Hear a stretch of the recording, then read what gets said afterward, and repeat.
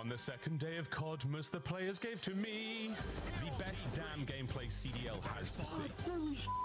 Vegas looks to avoid the tragic 0-3. Can they stop the Kings of the North climbing up the tree? The standings? Whatever. Fresh off their first win with Hook, OpTic take on the Gorilla Mates, who could really use a hot cup of victory. Seriously, guys, do it for Gataga!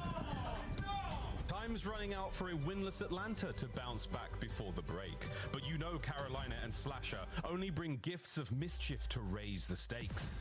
Rounding out the day, Boston's on the hunt for more W's to drop in their stockings. Can Surge come in firing and rocking? There's one more chance to join the nice list. Hold on to your snowballs. Call of Duty League starts now.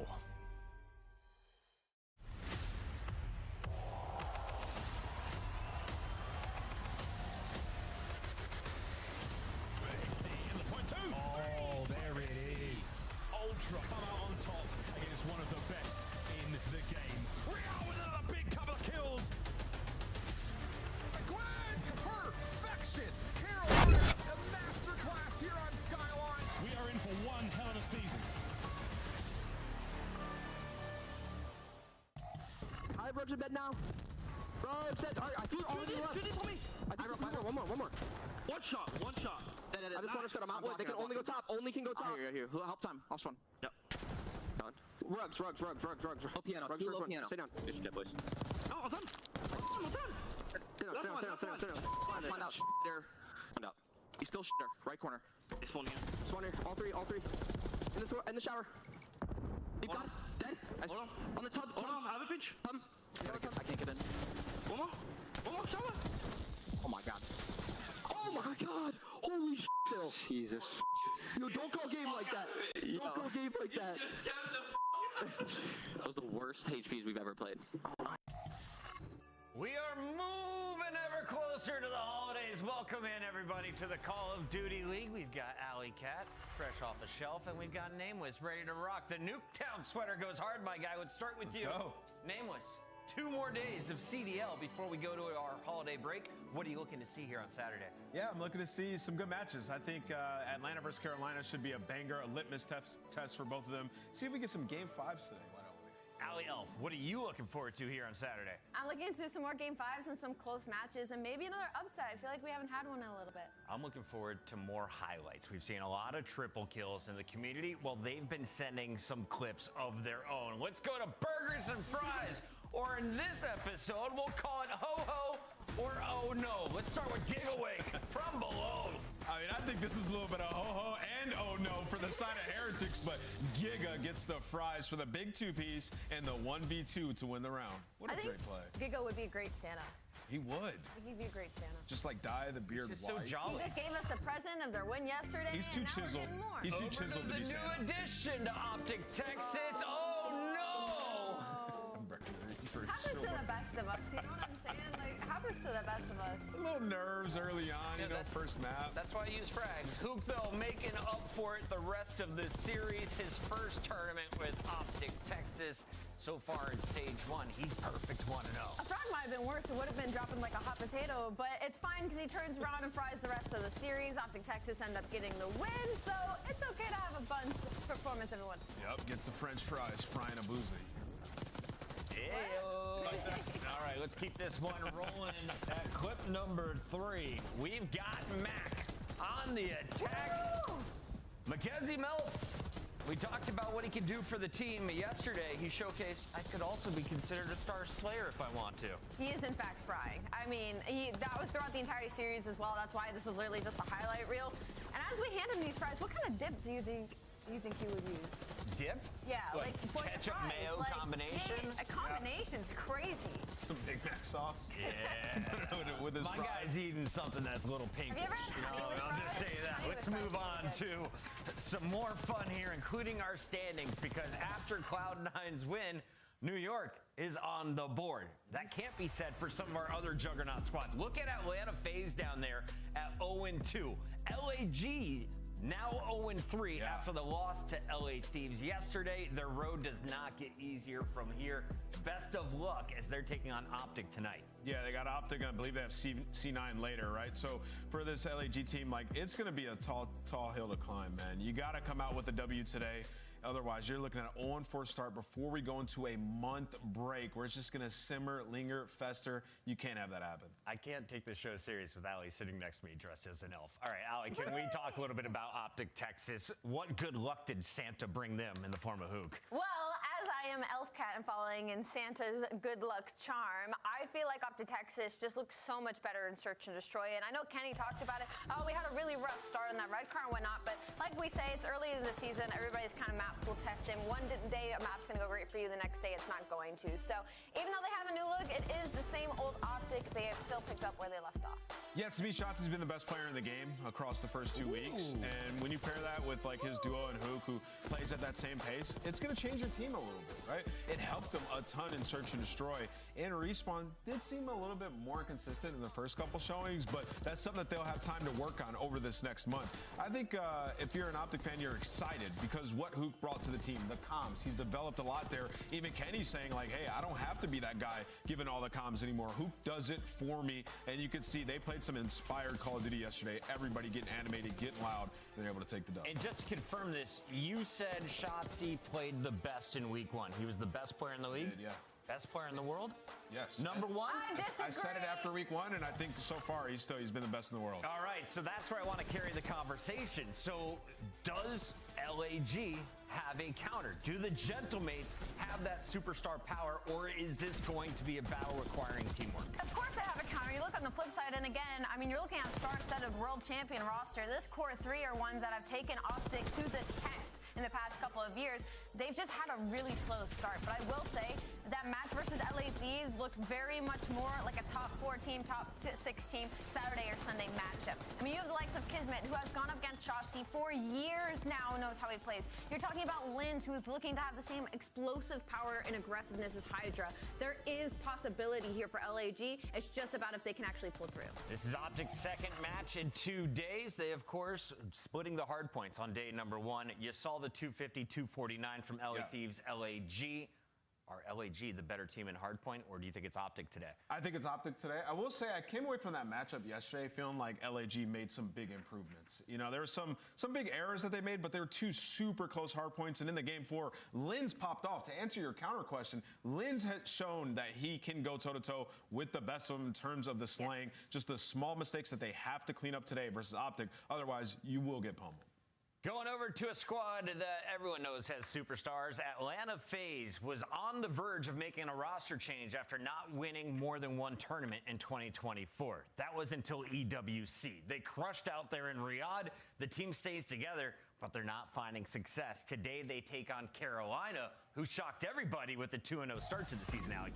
Yeah, and for Carolina, this is incredible for them because Slasher gets kind of a revenge match versus his old team. You know, he got dropped, replaced by Drasa, so now he's like, all right, you guys want to drop me? Now we're starting 2-0 while you guys are 0-2 at the start of the season. So Carolina Royal Ravens, they are the big underdogs right now in this CDL, and for Slasher to be playing the way that he does, they look gross, Ant. Yeah, they do look gross, Ali. I totally agree. The hard point looks effortless. I mean, everybody's making the right plays. When, you know, going to the telestrator segments, I'm like, I could pick any player from this roster. They're playing sound Call of Duty. Clearly, we're prepared for week 1.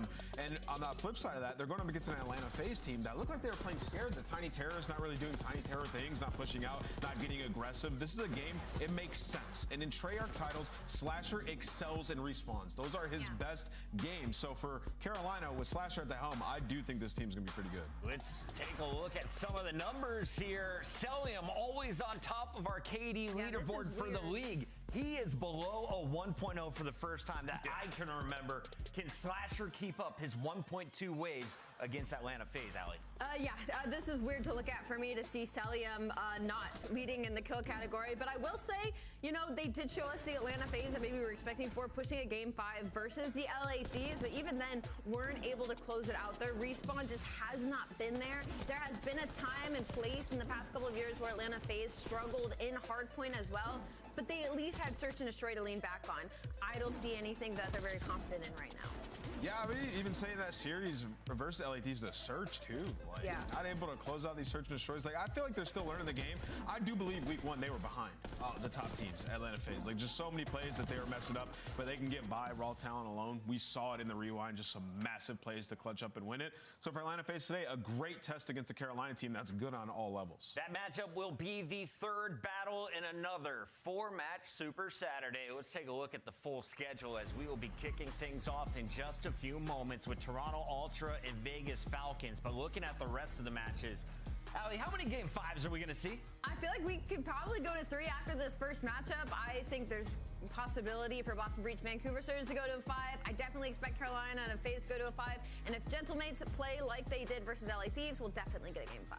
Love it. You ready to get into the action, Nameless? Let's do it. It's gonna be a good Match day. number 1 starts right now. Let's meet our teams.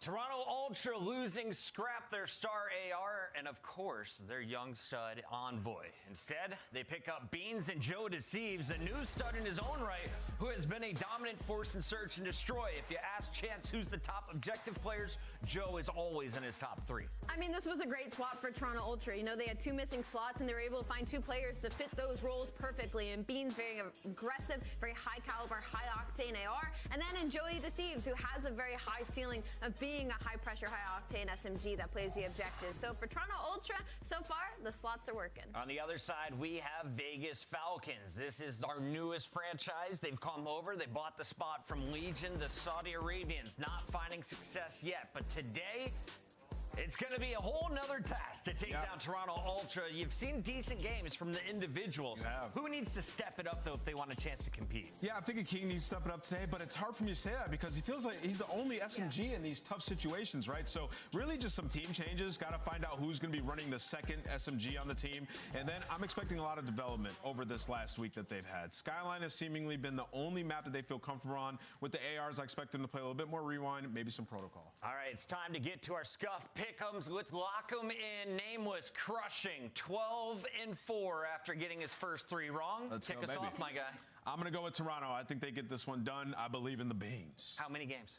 I'm going to go 3-0. Alley Cat, how many games? Ooh, I'm gonna go 3-1. I'll give Falcons S&D or something, but I'm gonna go Toronto Ultra. I got Toronto Ultra in this one. I think our player to watch is gonna be Baked Beans again. How many games? This match is almost ready. Alley Cat, walk us through the maps and modes. How do you see it playing out?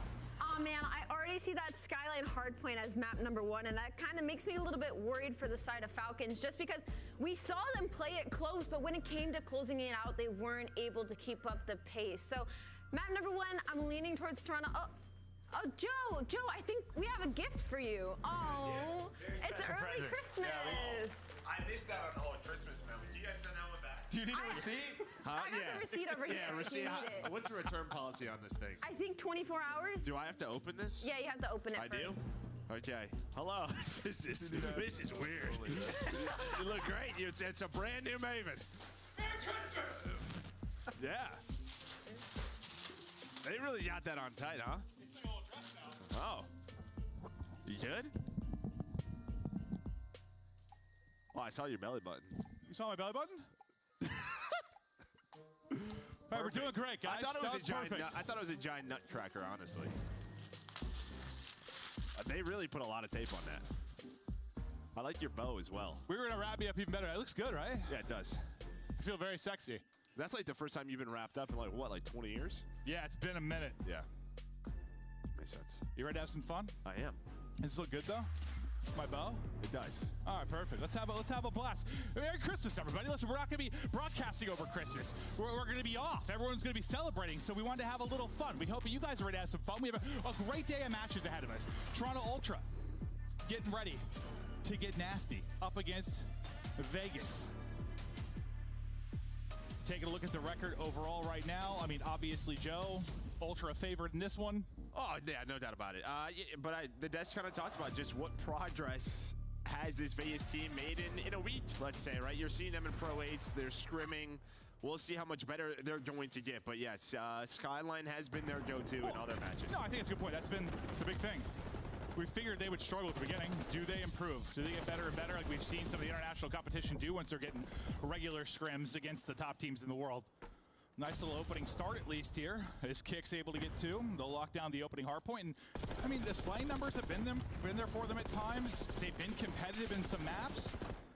They've just panicked at the end of some games, not had the ice when they needed to, and that's one thing that you think will improve with time. Yeah, no doubt about it. I mean, listen, yeah, you can slay with the best, but yeah, it's just sort of your team movement, how you're working the map. Already a great start here, and that's what the desk was talking about. Who's going to be running the second sub? Because, yeah, King's stats individually, they don't look great. But honestly, a lot of the times you watch some of their matches back, my man's just getting baited, right? Like, they're losing games, and we got 1.3s and everything going on. That's just, like, not the best sort of kind of what you want out of your team. No, I mean, it doesn't usually look good if, like, your stats are okay, but you're getting beat by 100 in a hard point. No, that's for sure. But at least the beginning of this, they were turning kills into time. Right now, though, it's Ultra trying to answer back. Nice sequence of kills there. Only one left up will be X, on the other side. You just take out Clean X, so that'll force Joe Deceives to get into the hard point. You at least alleviate some pressure from around the objective, if only for a moment. And with 40 seconds remaining here, after being all Falcons early, it is now all Ultra as they make their run.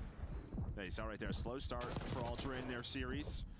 Slow start in that first one, but yeah, back to the second hill, they play for spawns. Clinics has been so good throughout this year. And when you talk about Ultra, and yes, losing Envoy and Scrap, a big deal, but they've created this culture, right, within the CDL. They are always going to be a team that is competing for titles, and a big part of that reason is due to CleanX and Insight and what they have brought to this squad. Oh, 100%.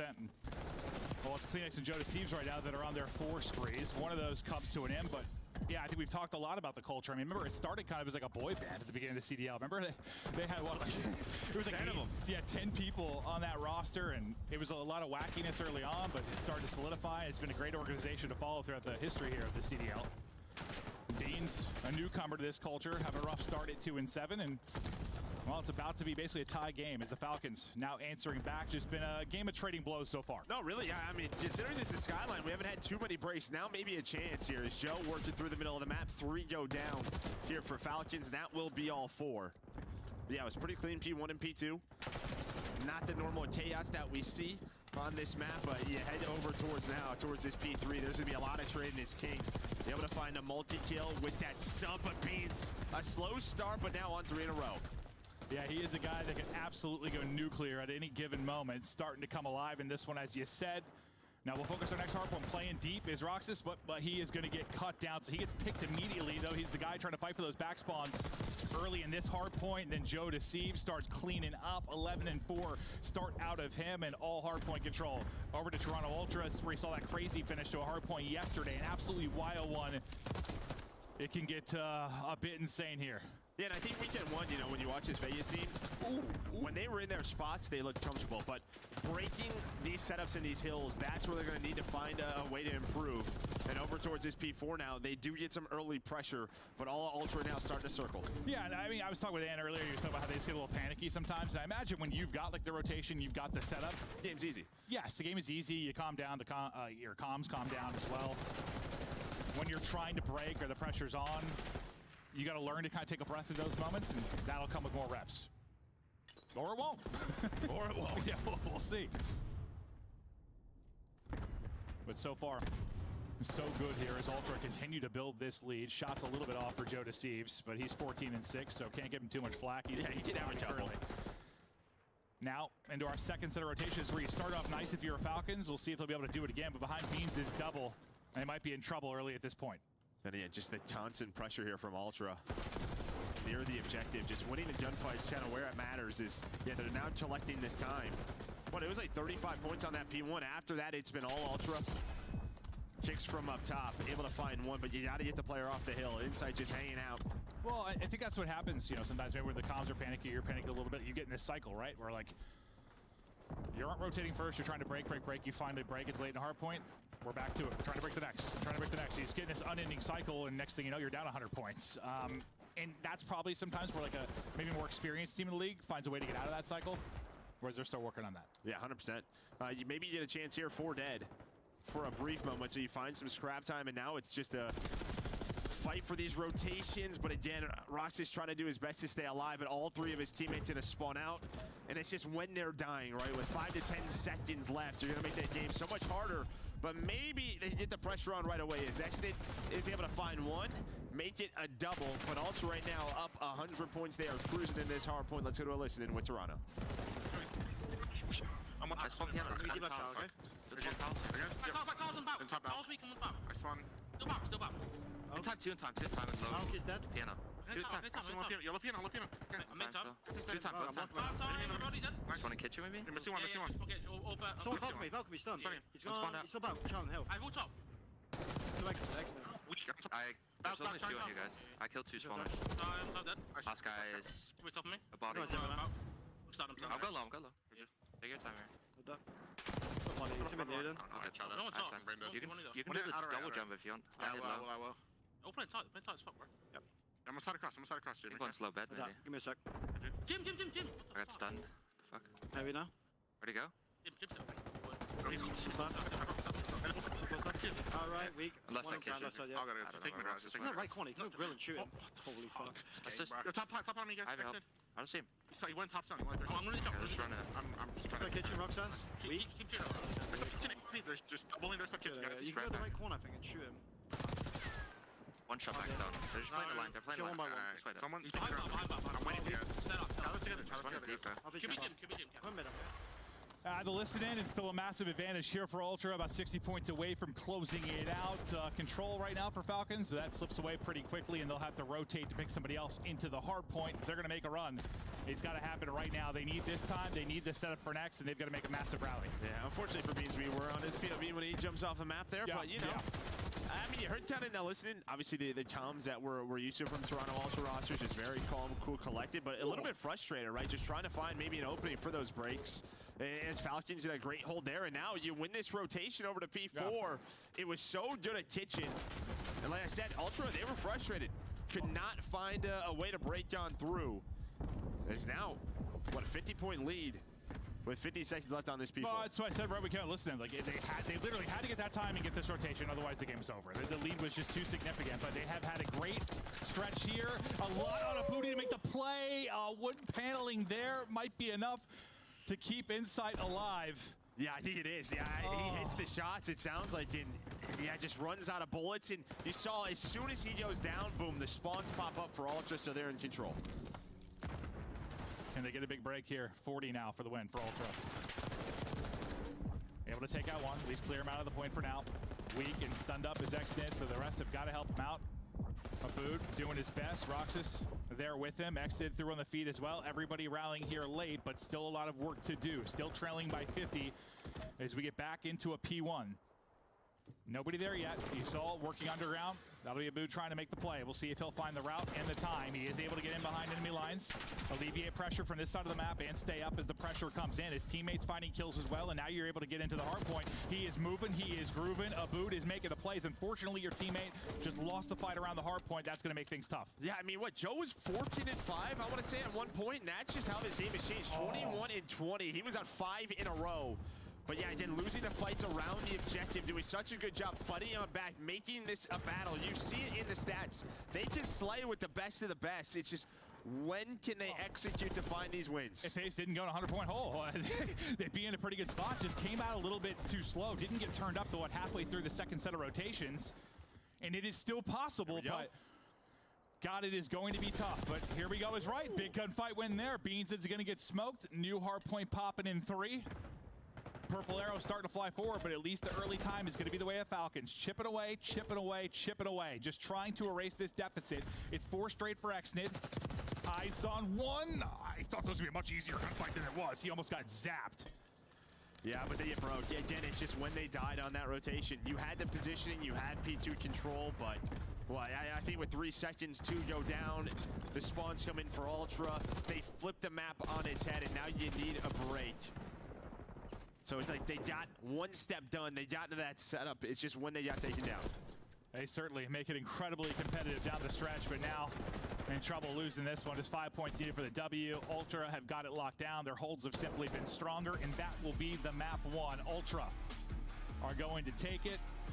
Maybe frustrated times, you said in the comms a little bit. This is one they thought they were winning by 100, 150, and they kind of let Falcons roar back into it a bit. Yeah, I mean, that's just sort of, you know, a couple of times what we've heard versus, you know, just some teams going up against this Falcons roster. I think just, yeah, it's a different play style. Times to be a little bit confusing. The way they may play the game, and yeah, you just hear it in the comms. Yeah. But yeah, Ultra's still able to clutch up. Yeah, they did. And that is, you know, I was going to say, Falcons were doing what they haven't really been able to, is really making some late game plays, like really making it competitive down the stretch. And if it was a closer game, maybe they would have had enough in the tank to do it, but they just needed so much to really just get back in the game and make it a fight. Yeah, and again, the slaying slowed down. You started to get some breaks at key times, really through that second set of rotations, P3 and P4, and that's what brought them back into that one. But just taking a look at your stats here. Again, you're slaying with Toronto Ultra. But the Ultra team are just a little bit further ahead. Yeah, no, I mean, you call it like Joe Deceivers was well, like double, triple positive to start, and then as that run came in for Falcons, it really started to flip on its head. But what the deficit was, it was 90 to 100, right? The biggest it got, so we're right around there. And that's just, I mean, that's tough to come back anywhere, but especially on a skyline. The fact that they really started to bring it back, they got it as close as what, 40 or so? A hell of a rally from Vegas Falcons, but if yeah. That one gunfight goes King's way, they would have had the spawns, would have had the time, maybe a different game. Yeah, well, there's Beans. Yeah, we all saw it. Taking the dive off. That one, I didn't think he was going to win that fight, but was able to do it. This is it. Oh, so he didn't run an ammo, no. It was just, yeah, the pole was in the way. That's what I thought. That's what it seemed like. Just. Well, it seemed like he just, like, stopped shooting him, and like, he just thought, oh, my shots were going to connect. Yeah. Oh, wait, we're hearing hit markers, aren't we? We're hearing them. We're not seeing them. Oh, that's what it was. That's right. I was like, I mean, it's the thing, it confused the hell out of me sometimes. Like, when I'm watching, I'm like, how weak is he actually? Because at least I'm hearing him, but not seeing him. As you said, a little sigh there. Guy's a little bit frustrated. But hell, they brought it back, and it was a much more competitive game than I thought it was going to be. So the lead, yeah, even it was over 100. Yeah, and then you see that 50-point sort of P3, which is impressive considering that P3. And if that P4 goes a little bit cleaner, then we have ourselves a very close game. But Ultra able to find that break. Insight with a big win in the back. They're able to win rotation over towards P2. But now we're going to hang out on protocol for a bit. But I think one thing we wanted to see was a second sub, and that was exited throughout that game, right? It was King just time and time again, just felt like he was all by himself, just isolated. Yeah. It's just not going to work versus these top teams, so they needed a second one, and Exton was that player.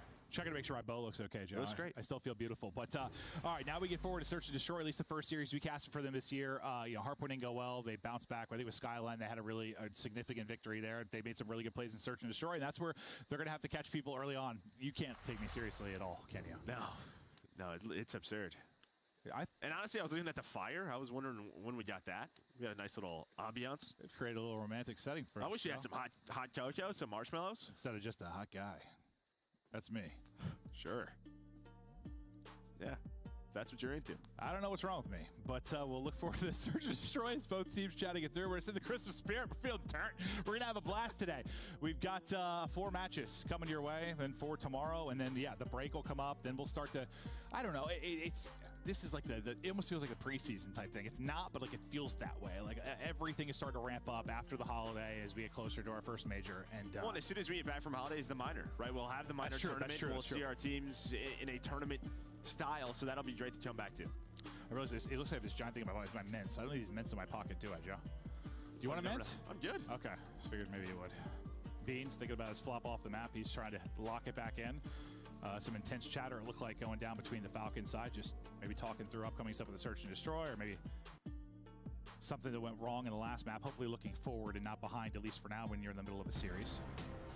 But we go to protocol, and this is where you try to answer back if you're Falcons, or you try to continue what's been a good-looking start for Ultra. Joe Deceives and S&D so far this season. Getting the plants down, getting the gunny up, solid stats. I mean, honestly, that opening duel win percentage, 80%, that is an absurd one for him. And, you know, the key for Ultra, you know, a lot of the times just has been their search success when they go on to win majors. Yeah, those stats are ludicrous. We'll see if he can keep that up, because, you know, getting the bomb plants in, also putting up a 1.28. Sometimes being the planter, not the funnest job, depending on the title. Abood gonna get the first, traded out though by Joe Deceives, as he'll continue to work on those terrific stats. Stun doesn't connect. He knows he's got one in front. He'll work his way up the stairwell, and now trying to up those plants, and it's Beans that's got his cover. Yeah, Beans able to find one. Now a 2 versus 3 for Accident Kicks. This is just gonna be such a tough retake. When we talk protocol, search and destroy, a lot of it is gonna be around this A-bomb site. Whether you're trying to defend it or retake it. Accident, though, inside just trying to throw shoulders. A little bit too wide.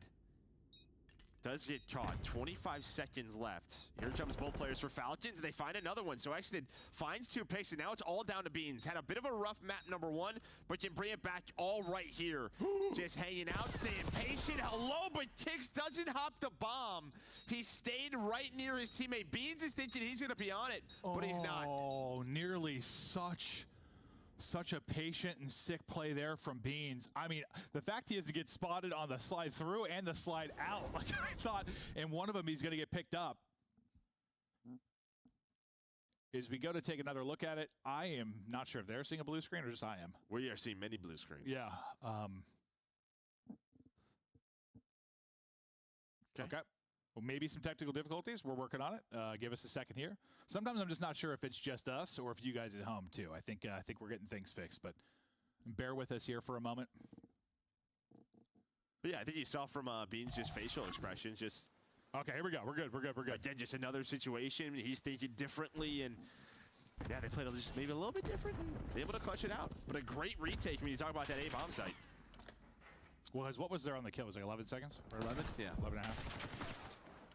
Joe Deceives, another opening duel win, but he is traded out instantly. 3 versus 3 now, but yeah, hell of a retake, and little wall bang to finish that one off as Exton gets the kill. So numbers to Falcons. And if they can keep enjoying these early numbers, they're going to be in a great position. But now we'll be in a post plant, and it's going to be on Beans and Insight to try and get the retake. Not going to be easy to hear when you already are at a deficit in the numbers department. Trying to clear everything. That's going to be nades flying everywhere. One's going to hit it. He's still able to win the fight. The nade, I think, hit him for like 50 HP. He still wins it. Gives Inside a chance now to clutch. 20 seconds to go. He's got to be quick, though. Brings it down to a 1 versus 1. The peak is in. Exit trying to stay up, and he's able to drop shot and win it. It is a close one there. There was time on the clock to maybe get a retake in. Closer than maybe you'd like in a 2 versus 3. And again, Falcons, just the passion on the side of Falcons, winning the big one-on-one. Exit did it with the sub in map 1, bringing it here now with the AR. But honestly, he could have just ran away. He could have ran away for the zip and played his time, but goes for the challenge, guns him. What did we see on Skyline? Yeah, I mean, we've seen some, they've hit some incredible shots. Ego challenge and winning some fights. Yeah. Like, maybe if the gun skill isn't matching maybe the objective play and hard point, at least in the search we've commentated, like there's been some, the gunny's bailed him out sometimes. It has. I mean, yeah. 5 and 1 from Exnid, 3 straight for him. And it's like, that's the difference. Yeah, you win one big gunfight. One-on-one can be such a difference maker in Surge. Like, not really the same thing in Hardpoint. Yes, there are those big gunfights, but not quite the same.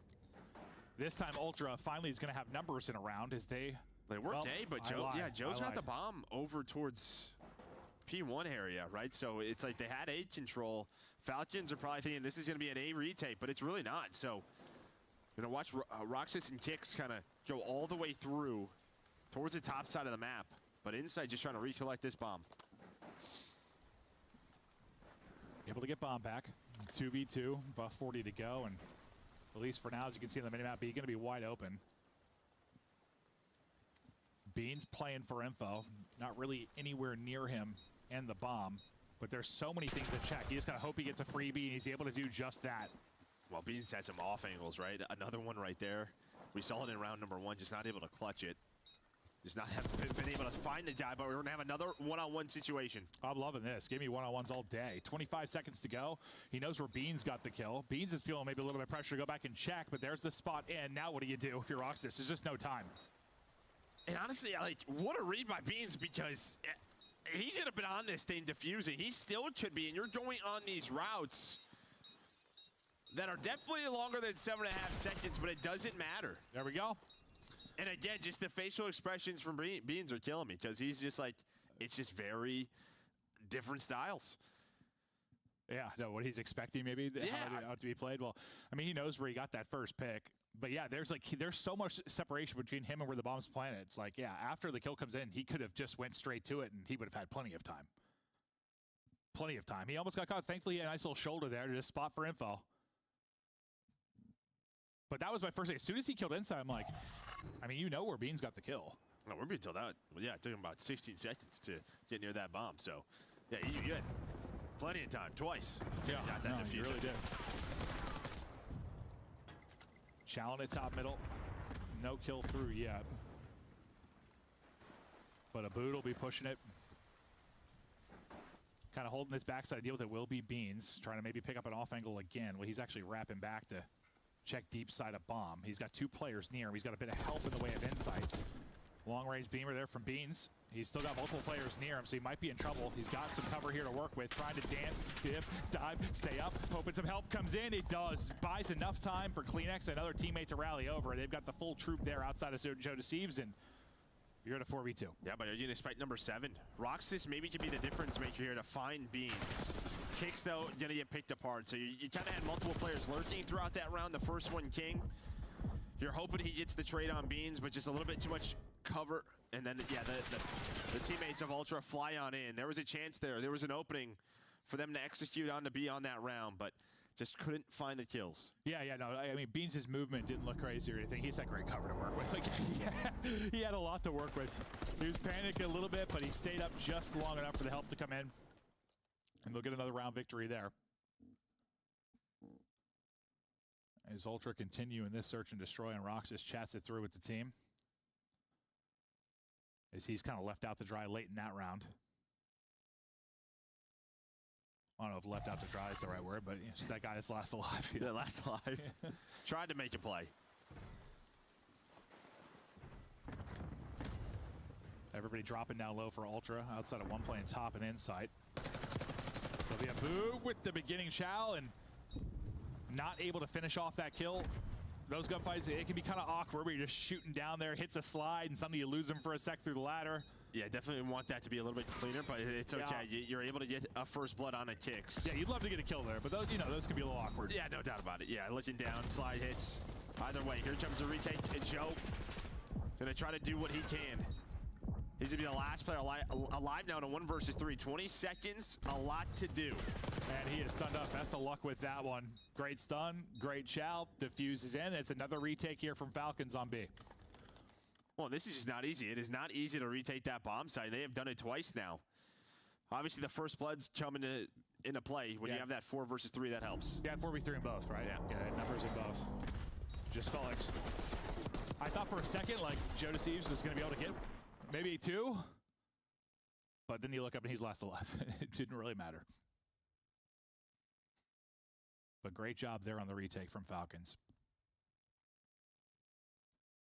We'll see if maybe Ultra try to change anything with their kind of post-plant setups there are just not getting picked as the push comes in. Advantage, though, back to Falcons. Got 6 for Exton leading the way on one side. It'll be Beans on the other with 6 as well.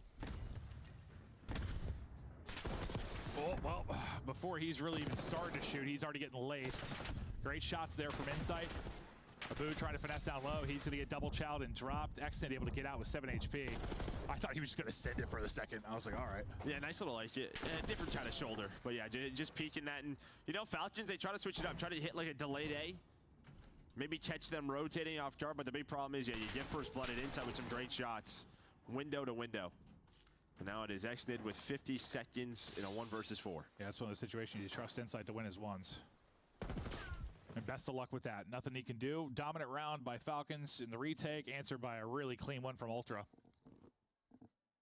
And that'll bring us down to 3-3. And dude, I love Joe Deceives.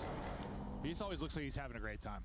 I remember the first time, like, you know, you meet some players for the first time, and some you have to have a certain level of confidence or arrogance to like play at this level. And you know, you meet some, and you're just like, all right. But I just met him. He's just like this, like happy-go-lucky, like kid. This is just like he's great, bro. Just a chill guy. He's just a chill guy. Yeah, yeah, he's happy to be here. Happy to be here. He is. Loves playing COD. But he just, you know, it's like a different demeanor and attitude than a lot of like people you'll meet, I think, in this type of position.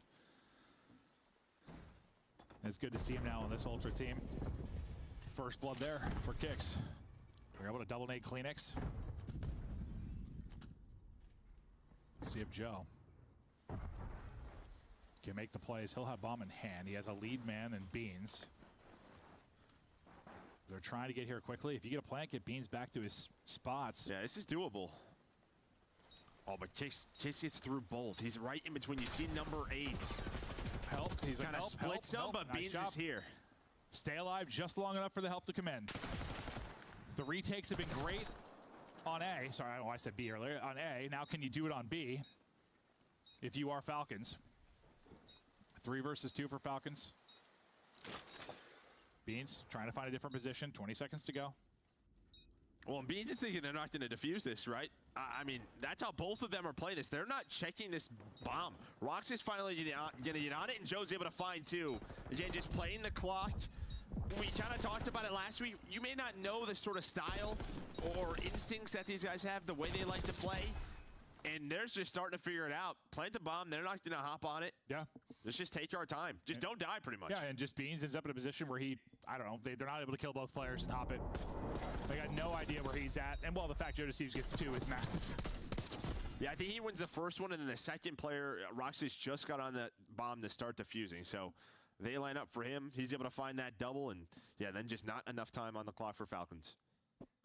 Well, it's the first time for Ultra, right? You were able to actually win it post-plant. Seems like you get Beans back in that position. He's able to make plays, but couple times there's been ultra good teamwork. Just somebody staying alive, somebody get there in time to help. Beans now out to 9. He gets 3 of them in that round. Well, sorry, 2 of them in that round because Joe had the other 2. Kicks another first blood, so he's getting some early picks for him. What can they turn it into? Joe couldn't finish one, but he's able to snap another. Now Kicks is knifing people. He's going on a run.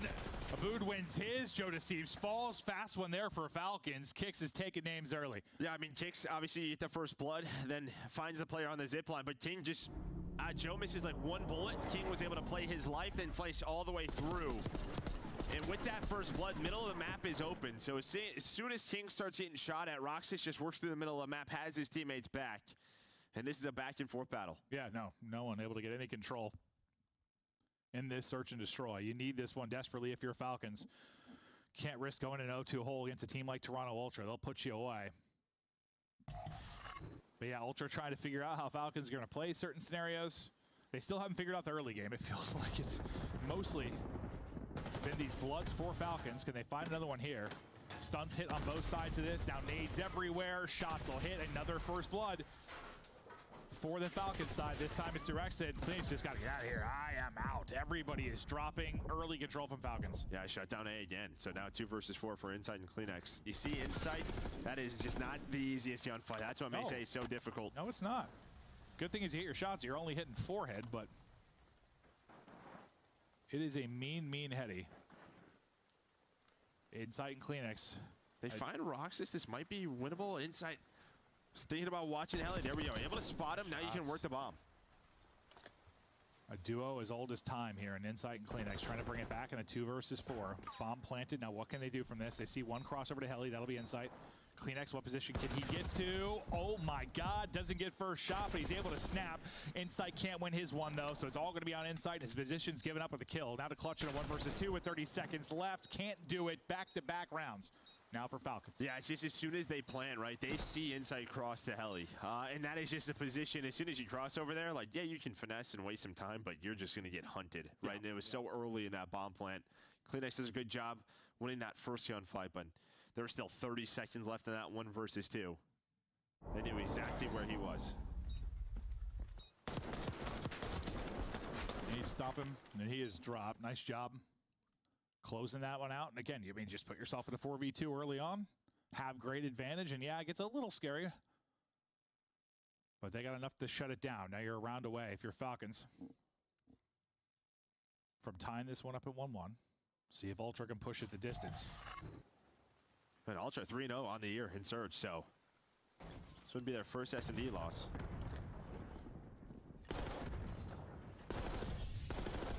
Kicks trying to challenge that fight with Insight. Didn't seem like anyone had the edge quite yet. Roxas waiting, buying his time. That nade is going to land on his toes. Hit the 25, but still alive. Another first blood. Abood this time around. Trying to chow it and trade it, at least as Kleenex. So you bring it back. Hiding in a bush is Roxas, as Kleenex is able to get another and another and another. Kleenex just chopping him down, putting the team on his back to get him to around 11. Dial up a triple there for Tobias. Yeah, I mean, I was wondering how King got there, but he was able to flank through Spiral, get the first blood, but it's just, yeah, individual play out of Kleenex. His ability to stay alive in that A-bomb site finds the triple, looking for the ace.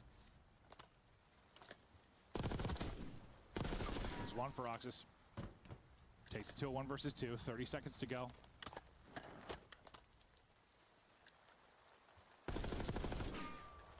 They just keep toying with him. Just don't give him another freebie. Just checking it. Put a couple shots in. Keep on peeking it. Keep him honest, and then they'll push it out as he reloads. Great stuff there from Ultra. Incredible round from Kleenex. Hey, he finds the ace there. Oh, did he get the final one? Okay. Yeah. All right. As he swung out. We'll see it all from Kleenex here. One more there. And then the final chow, the ace for Kleenex in a big round 10 to get them to the round 11. Now, can you shut it down?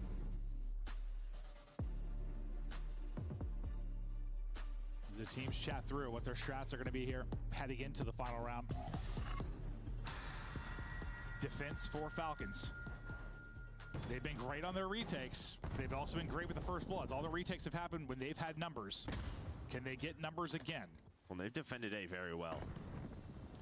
But RCXD gonna be used.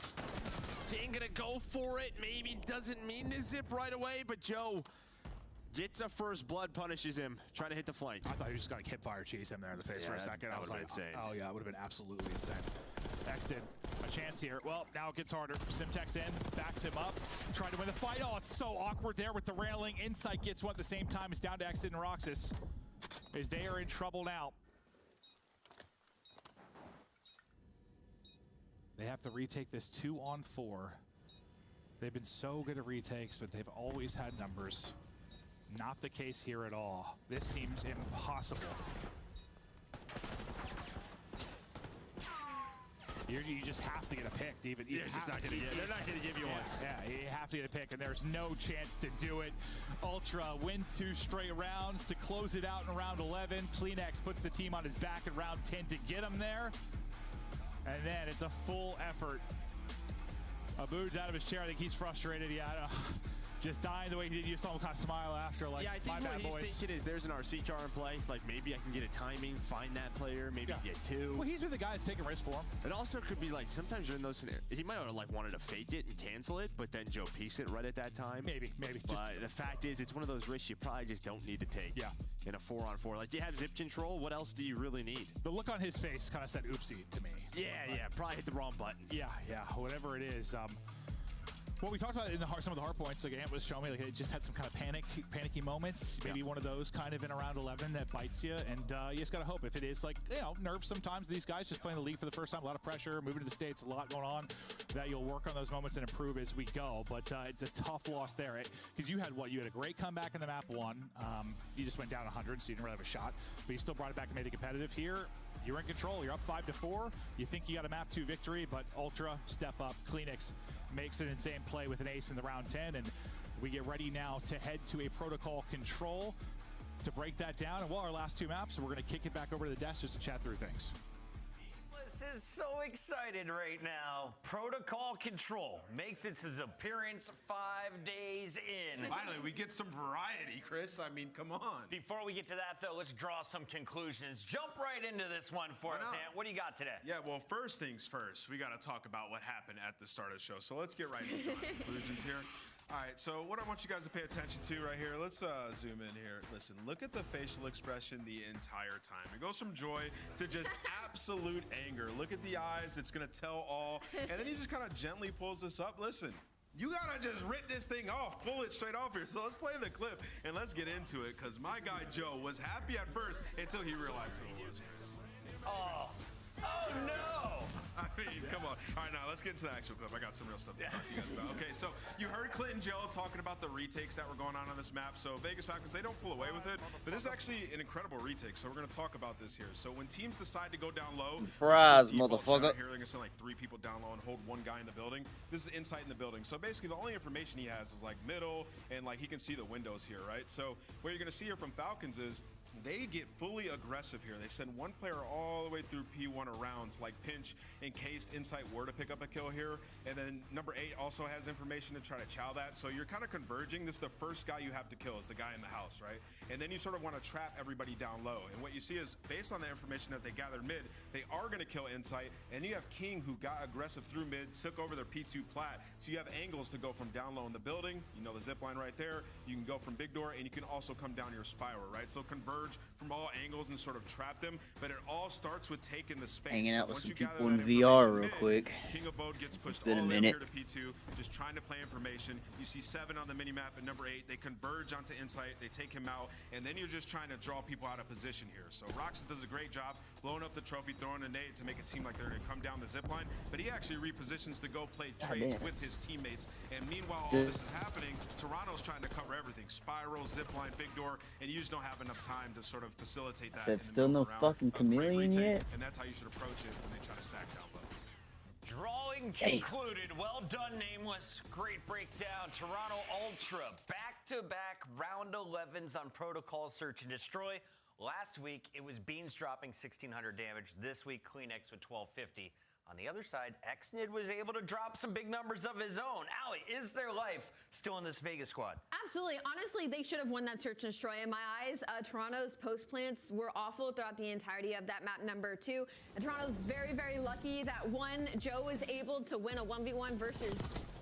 Excuse me, not 1v1. That Joe was able to get 2 kills to get them off the bomb plant around round 6.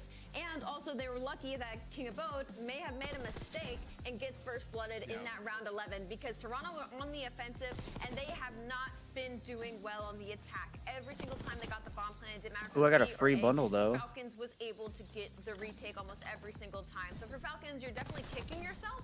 But I'm walking away from this like, you almost just took that. Like, you straight up almost just took that map off Toronto. With your S-tier squad, Nameless. So Toronto playing against the team that was in everyone's list at the very bottom of the coaches poll. So are you worried about Toronto Ultra, or is this a testament to Vegas Falcons? No, yeah, I was gonna say, you can't take anything away from Falcons on this map. I mean, I thought King did a good job of like getting really aggressive, getting pushed up. He has a hard job, the hardest on the team by far. I think some of those rounds he got pushed up. They're looking for the trade on Beans on the back gun. It just doesn't come through, right? But they have the right idea. Their retakes are great, and their early aggression, they're doing the right things. It's just these small situationals that only with reps against the best in the world that you're gonna get better at. So for them, it's getting better and better with each match, and you could see the emotions, man. They had that one. Final question. Why are you so excited for Control on Protocol? I mean, just variety, point blank, period. We've had Vault every single series. We're about to find out why we don't play Also, it. if you're a Falcons fan, this is a good map for you because they typically run more ARs, and on this map, you'll see way more ARs. Maven and Mervin, take it away. Marvin. Thank you so much. We continue on, but yeah, no, as they're talking about Falcons, yeah, I mean, I don't know. I think I thought one of two things. Like, they were going to come in like this and be kind of competitive and get better. They were going to come in and get choke slammed. I mean, it was one of the two, and I think they have been competitive. It's just like we've said 10 times over the course of this broadcast, how's it look a month or two from now? Yeah, I mean, individual talent's there. Yeah, they're just going to have to. Need more than that. You have to learn from every single one of these games. Big time again. You can see the passion, and obviously you bring in Clay for a big part of this, right? Yeah, Someone like him with his pedigree. Well, I mean, I think a lot of casual fans will watch, and you'll see Call of Duty, and not always the biggest skill gap title. You think, I can shoot like that. I dropped these amount of kills in pubs. You just skill isn't everything. Being able to shoot straight's not everything. It is how fast the top players make decisions, how fast they make decisions as a team. And it's just, yeah, it's quick. Yeah, I mean, listen, I play a lot of ranked. There are definitely some shooters out there. Yeah, you can shoot, but it's not the biggest part of it. It's not. There's a good amount of those shooters that are probably cheating. That is probably... In my successful reports seem to agree. Oh, that's probably true, Joe. That's probably true. At first, I thought you were just gassing your teammates, but now I'm following you. Well, it depends. If they're on my team, let's get it. Into the protocol. First time we're seeing it. We'll see if this ends up being a map for Falcons. Ant liked the decision, but running through them early will be Ultra. Yeah, they arresting prostitutes. Right between like Vault and something like Protocol. Obviously, Vault is a map, I think, a lot more 50-50. You're not going to see too many offensive round wins, I don't believe, on Protocol, due to this B area, right? Because you see it on like the well, a great nade there by Kleenex. Just like A-Bomb, you can play from computers, you hop up on the heady, you can see all of the B point. Plus, as soon as a sub or two gets in your base, right in this area, good luck. Yeah. It's not fun. We might be into the good luck part of this broadcast. Is Insight finding freebies, Kleenex, or roaming your base. You're kind of all over the map right now if you are Falcons. They can test to the point for a second now. They're able to get on it today and start to make a little bit of progress. So weak as X did, trying to pre-fire the door, but the nade will hit. Great nade and shot there from Insight. You saw the same thing or similar from Kleenex a couple moments ago. Coming up with some big multi-kills, but trying to stop the clock for a second to get onto A was Roxas. Just worried about pressure from everywhere, it feels like. Yeah, it is just not Ultra just not giving them anything, and that's going to be a 3 dead. So you execute, now it's on a King. 0-4 start for him. But yeah, I mean, Ultra are just like, we're just going to stay patient, pay our positions. Once they get on the objective, we'll go. But now you can just see all the purple arrows that are just on the left side of your map. Kleenex with a double, 6 seconds. Falcons down a lot. 8 lives, only 15 to go. Let's see if they can get the minute extension, though. The nades are going to get hit again. No trophy coverage there. Every time they've got a body onto A, it's dropped quickly. They're able to pick up one in the window, though, and they have somebody on the point with 2 seconds remaining. It'll be excellent position.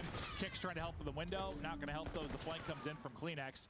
Now it's on Xid to kill everybody. It's not going to happen. Pressure soars on forward, and calm, cool, collected, dominant from Ultra. Yeah, I mean, I think you're happy you did 2 takes there, honestly, because that could have been a shutout round there from Ultra. But like I said, they just got into a great spot, played top ammo, played around the zip lines. The Kleenex is 9-1 playing off spawners. But I think the reason they get 2 ticks is because you played it very patiently and well if you're Ultra. Like, what's the one way that goes south? If you, like, send it out to try and get somebody cleared off it and go, like, 4 dead. Instead, they just played it so. There's one person on it, right? Just take our time.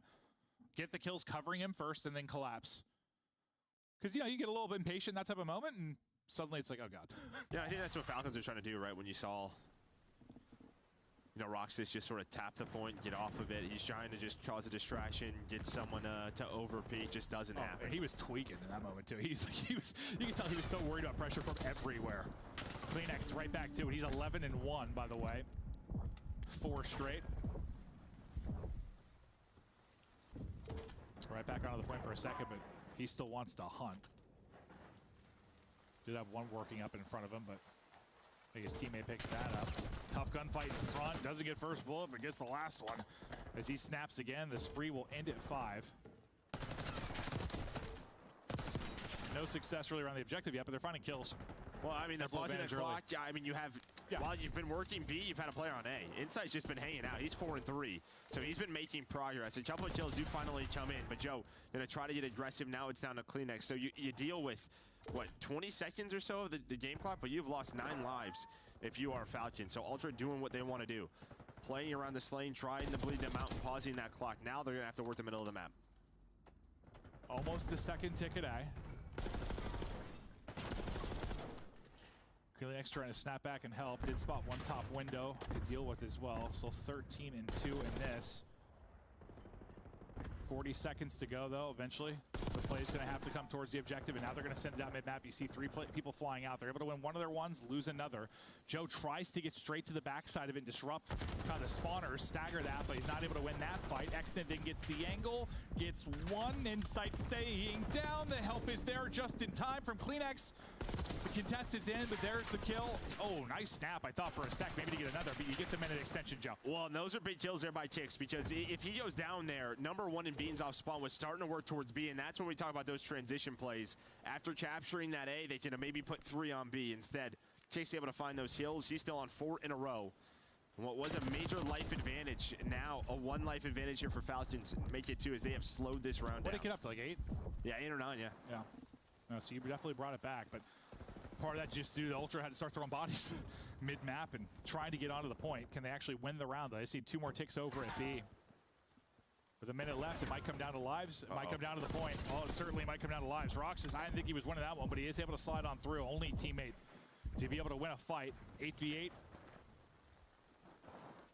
Beautiful timing as he wraps out. Just trying to get the angle onto Klinex. I wasn't sure if he was going to finish it, but he did.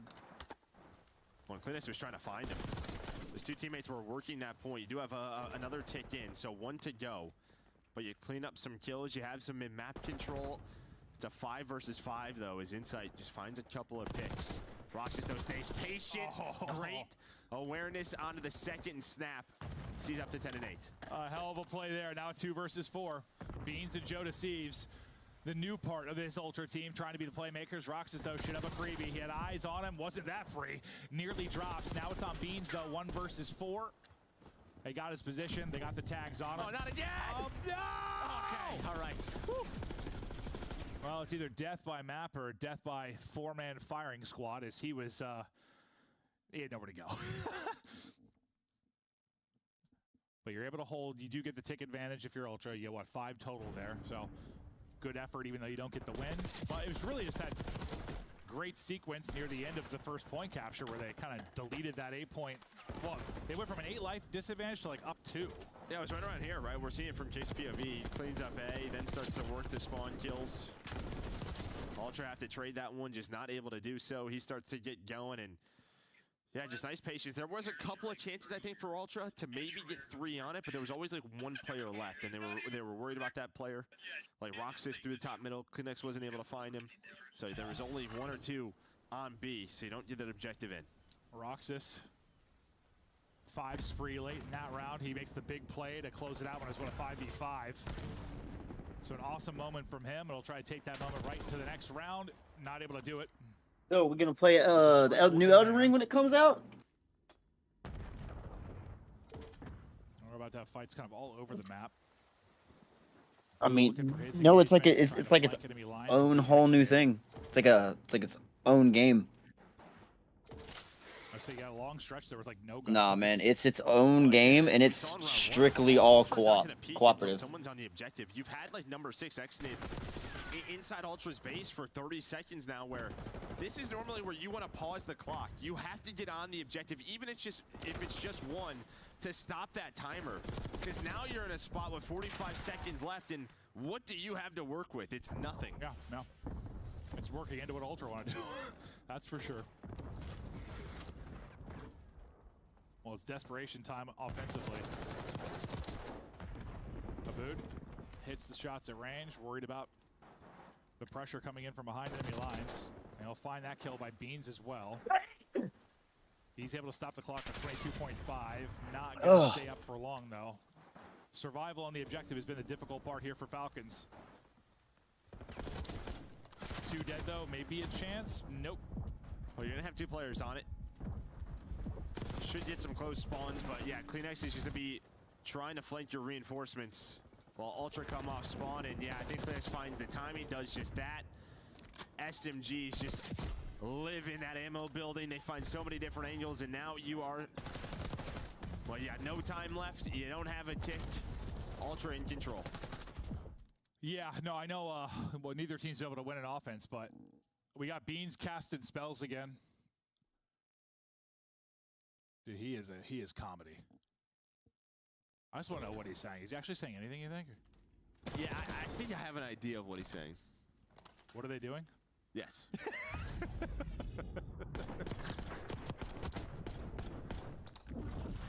Yeah, that might be the case. Just dumbfounded at times, he seems, but I mean, they have been in control. There hasn't been much on offense for Falcons at all. I know they've gotten 3 ticks, but I mean, it could be spells. He is British. That's true. That's true. Big Harry Potter fan. Probably own several of those wands. I own one. I got 2. You have 2? Yeah. Went to Universal. I sometimes cast spells when I'm bored.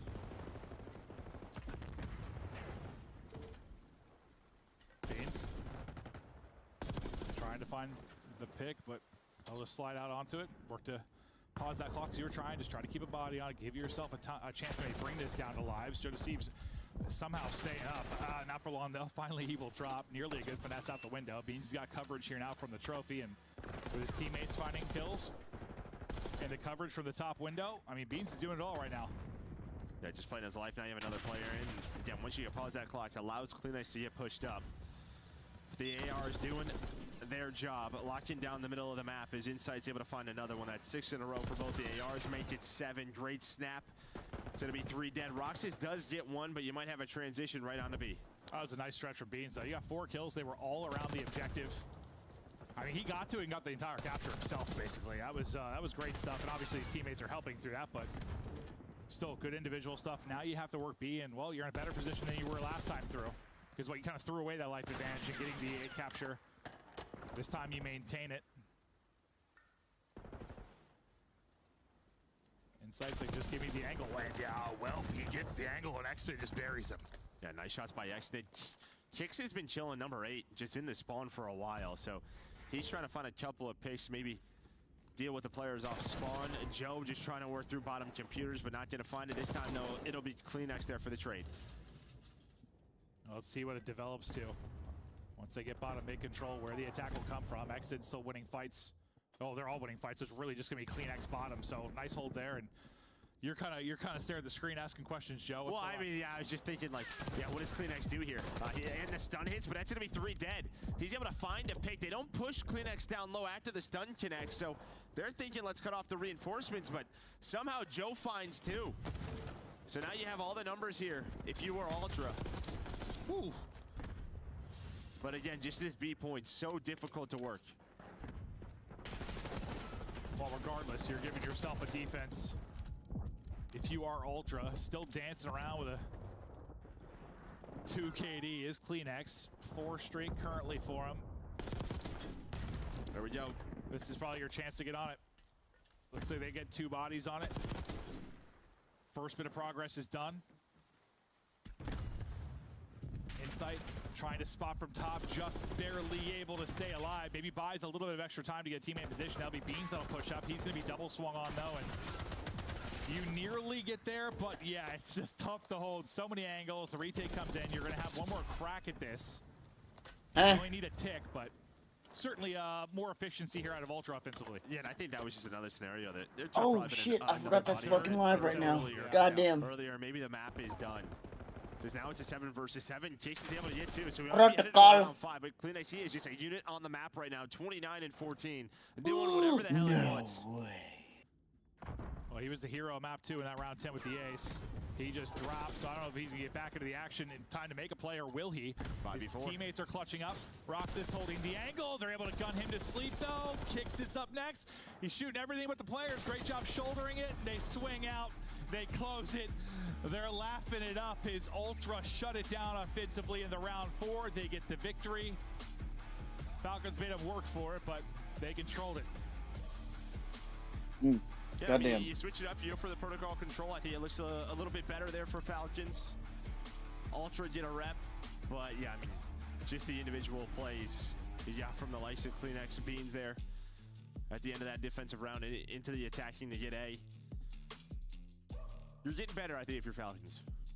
I mean, I don't know if it's happening yet. They're getting better, but you've kind of showed the same thing in most of your matchups. Just an ability to hang, kind of a slaying department. to push back and forth a bit. It's just sometimes in the respawns, it's just around the objective. The kills aren't turning into time and hard points or turning into round wins. And that's something you hope they can work on, but you see the talent on display of Ultra just a little bit too much. Is what? I mean, they're playing together well as a unit, plus you have CleanX dropping nearly 30. A fantastic map 3, fantastic map 2 out of CleanX. And this is the CleanX we've been wanting to see. I mean, he's one of the best players in the world at his position, or he can be, and he's playing really, really well. Yeah, I mean, I think just like, you know, if Ultra's going to want to win majors this year, you needed your Bucky's sort of Maven foundation wearing. and insight to CleanX to get back to their best level. If they're playing like this versus the best of the best, yeah, what Nameless has been talking about on the desk, like them being S tier is very much a possibility. Yeah, and you kind of get this this restart. It's our team, you know, pick up 2 players you want to play with, and so far you're doing one hell of a job. It's been fun to watch Ultra so far. We weren't sure what we were going to see.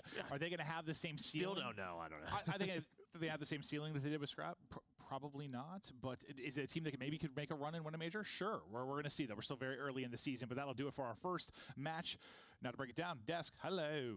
Hello. Went about as expected. Nameless, you nailed the prediction rate on its head, so let's talk about how good this team is.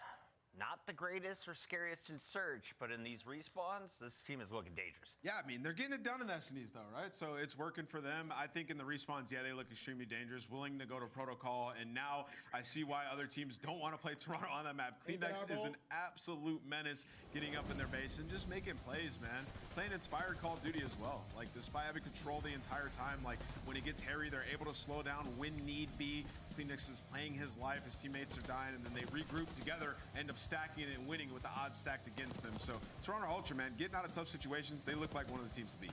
I mean, you're just talking about way too many places. I had to like have an to hour and clear a half out to long try and get some map conversation control in against a VR player chat like in a CleanX. furry That's like world spawning in on this about map versus OpTic Black Texas Ops and Shotzi. Zombies and I which doubt one we're was the gonna best see Protocol one. that often with the aggressive SMGs that we have And then in the this league, dude but just it like was all of fun a to sudden finally started get a going little look at it, into see how like it the plays in lore action. and the story and all I that. think Toronto, yeah, for me right now, you Yeah, know, I I was heard like, them oh talk my about God, it. I think dude. they're S tier. Like, They're I good thought at I every was a level. loser. They're willing to go to some maps that we just haven't seen too much, right? And their protocol and hardpoint in Search and in Control looks very good. So the map pool sort of evolving here for these guys, and Beans bringing that energy. You just gotta love to see it, Chris. I enjoyed this matchup thoroughly. Joe Deceives lives up to the hype once again, dropping numbers in the respawns, having all the joy possible as they head into the holidays with a fantastic record.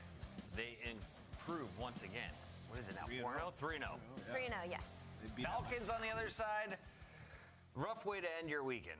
Yeah, it's definitely a tough series, but I think like you learn from that one. Once again, you go to a round 11, the protocol control, like it looked a little bit better. Like they were making some plays. Like at the very end, they could have won that last round and forced the round 5, but unfortunately just lose the gunfight onto the point. So for them, just got to keep on improving, man. We saw glimpses in this series just as we did in the first two. It's great to see Tobias having fun alongside his new SMG buddy Joe Deceives. Today, he earns your Scuff play of the game. It's got to be the round 10. Game-tying ace in Search and Destroy. CleanX gets all 4 in the round. Allie, walk us through it. Yeah, this was insane. And this is what I'm talking about Protocol. Like, he just gets lost, and they're also just solo-chelling him. Nobody's trying to push him out. So that's a free 3, and then obviously only one guy left, not much to do. CleanX flies out for the kill in this corner and gets the ace. Toronto now 3-0, 0-3 for Vegas. Joining us live to talk about their most recent win, we have Jamie, AK Insight. Last time we talked with Beans, we've talked with CleanX. We got an Insight joining us, and I want to ask you about your role in this current lineup. What do you do for the team alongside Beans? To be honest, I feel like I'm just the enabler for the boys. You know, I'm trying to make sure the game's flowing well, telling the boys when to like hit mid, rotate, that kind of stuff. I feel like we have a lot of talent on this team. It's just making sure we're all using it together and sticking to the game plan. Our observers have been catching a lot of awesome multi-kills, but we haven't been watching your screen enough. Where should we be looking at, Insight? Where's your best map? My best map? I mean, if I'm in the hill, I mean, that's a good POV. Other than that, it's probably pretty boring. Just stood somewhere blocking or just playing slow somewhere, I guess. It's so funny because you say that in map 1 you had 2 minutes in hills, so like it lines up so wonderful. Insight. Congratulations on the win here. I want to ask about Toronto and how scrims feel in this game. Do you feel like scrims have been translating into matches very well, or has it kind of been catching you guys off guard? Because that S&D was a little close. Yeah, I mean, I feel like our scrims have been going well as a team. You know, at the end of the day, it's only scrims, and matches is what matters. You know, there's definitely moments in games where we don't translate from scrims to matches, but we talk about it and we're trying to get better every game. To be fair to Falcons, I mean, they look good at S&D, and they're actually playing some of them rounds really well. You know, there's definitely things we could have done better. Sometimes we're a bit too slow. But, you know, we try and get better, trying to improve every game. Jamie, congrats on the win and a great start to the year. You guys made some good moves in the offseason, and I want to ask you about those moves. You know, last year, you guys teamed with Scrap and Envoy. You guys are very good, but in a lot of the player cams, you guys look so stressful at times, like so much at stake, and you guys just get frustrated. And now we see you guys, you're laughing, you're having fun, and you're playing Call of Duty. So what's the vibe-like difference, and was that something that you guys focused on in the construction of this roster, bringing in Beans and Joe, who are bubbly personalities? Yeah, we focused on bringing in people that were hungry. You know, they have the desire to win. You know, at the end of the day, they just want to win. I feel like last year, obviously, we were held to high expectations with the squad, so that at times it could be stressful. Whereas this year, I guess we're like underdogs. So, you know, going to games and stuff, we're just trying to have fun with it and, you know, try and just play our best. Yeah. Insight, can you see us right now? I can see you. All right. My question, if we can get the director to go just one by one, real quick down the line. Which one of these desk hosts is best dressed? That's crazy. Ooh. Okay. Look at the name list. The Black Ops 6. Oh. What is that? Is that a cow? It's That's just a scarf. That's It jingles. Ali Cat's not really got much on. So it's between Puckett and Nameless. I'm going to go Nameless because it's Black Ops 6. I'm rapping. That's what I'm saying. Yeah, he's rapping. He's rapping, man. Go Nuketown over Walmart. Understood. Great decision making there. Insight. Congrats on a flawless season so far. You guys are looking great. Thank you very much. Yo, his fucking sweater's actually sick as fuck. I'd pick your Walmart sweater, Chris. I appreciate you. I'd pick the Yeah. See the bells, yeah. The bells really, I think he needed the whole vibe. I just like doing that all day. Just tinkle. All right, we got an update coming our way, and it's been a fun day already. Reminder, this is a Super Saturday. We got 4 matches once again. Toronto Ultra highlights. Let's revisit some of the big moments throughout this one. And reminder, we got more matches coming up. A great day here live at the CDL. When we come back, it's OpTic Texas LAG. Don't go anywhere. Sit on the point. Yeah, still have 2 ticks. The Esports World Cup is an official partner of the Call of Duty League. Upgrade your game with the Scuff, the official controller of the Call of Duty League.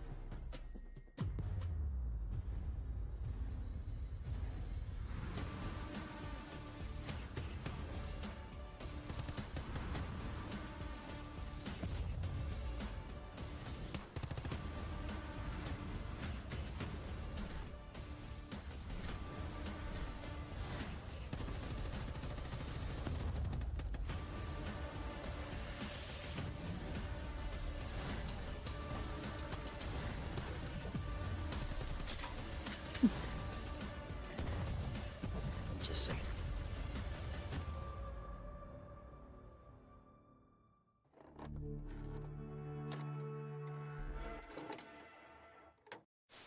Do you agree with Smokes not being in respawn? I do personally, yeah. You do personally? I do too. I think it would make the viewing experience worse. What did I just see on my screen? Who was that guy? Did you see that? No. Who the fuck was that guy? I don't know. Welcome to the citizens over there on YouTube. There was some random guy, like, see how they have the quad box? Like, there was some random guy just like in the all 4 boxes, and he looked like he was going crazy. Yeah? Yeah. They're playing court. They have to play. They are both water. One shot. There's two water. They were both. They went red. They went red, Clay. Yeah, they went red. Both red. Both inside red. Both inside red. They went front door. They went front door. He's hopping. Watch water. Watch your water. I had your word. Back door. They didn't see you yet. Nice! Let's go, Clay! Yes, sir. We're going to have some laughs during this match, Maven. I'm going to openly just ask, who will be the worst player we see in the All-Star game today? The worst player from all of these teams? Oh, this is hard, man. It's the All-Stars. Oh, I got to think about this. It's going to be OpTic. You think it's going to be OpTic? Yeah. He was a beast, so he was number 2 overall S&D KD. Yes, he has, but guess what? OpTic's had one good event since like 2016. I'm going with Nameless just because he can probably hear me right now. He's going to choke big time.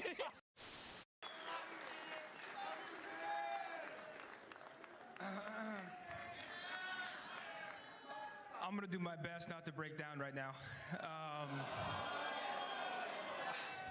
This game changed my life. I was an overweight 15-year-old kid who didn't feel like I had much purpose, and then this. And that's it, guys. This community. Big thing doesn't look like it. Zero Town. Oh, we got to go to Zero Town, guys. 46 seconds to vote. And that's it, guys. How come we don't get any other weapons besides these pistols? I feel like that's kind of boring. So many sacrifices for me. I mean, my dad was. Can we buy stuff or like?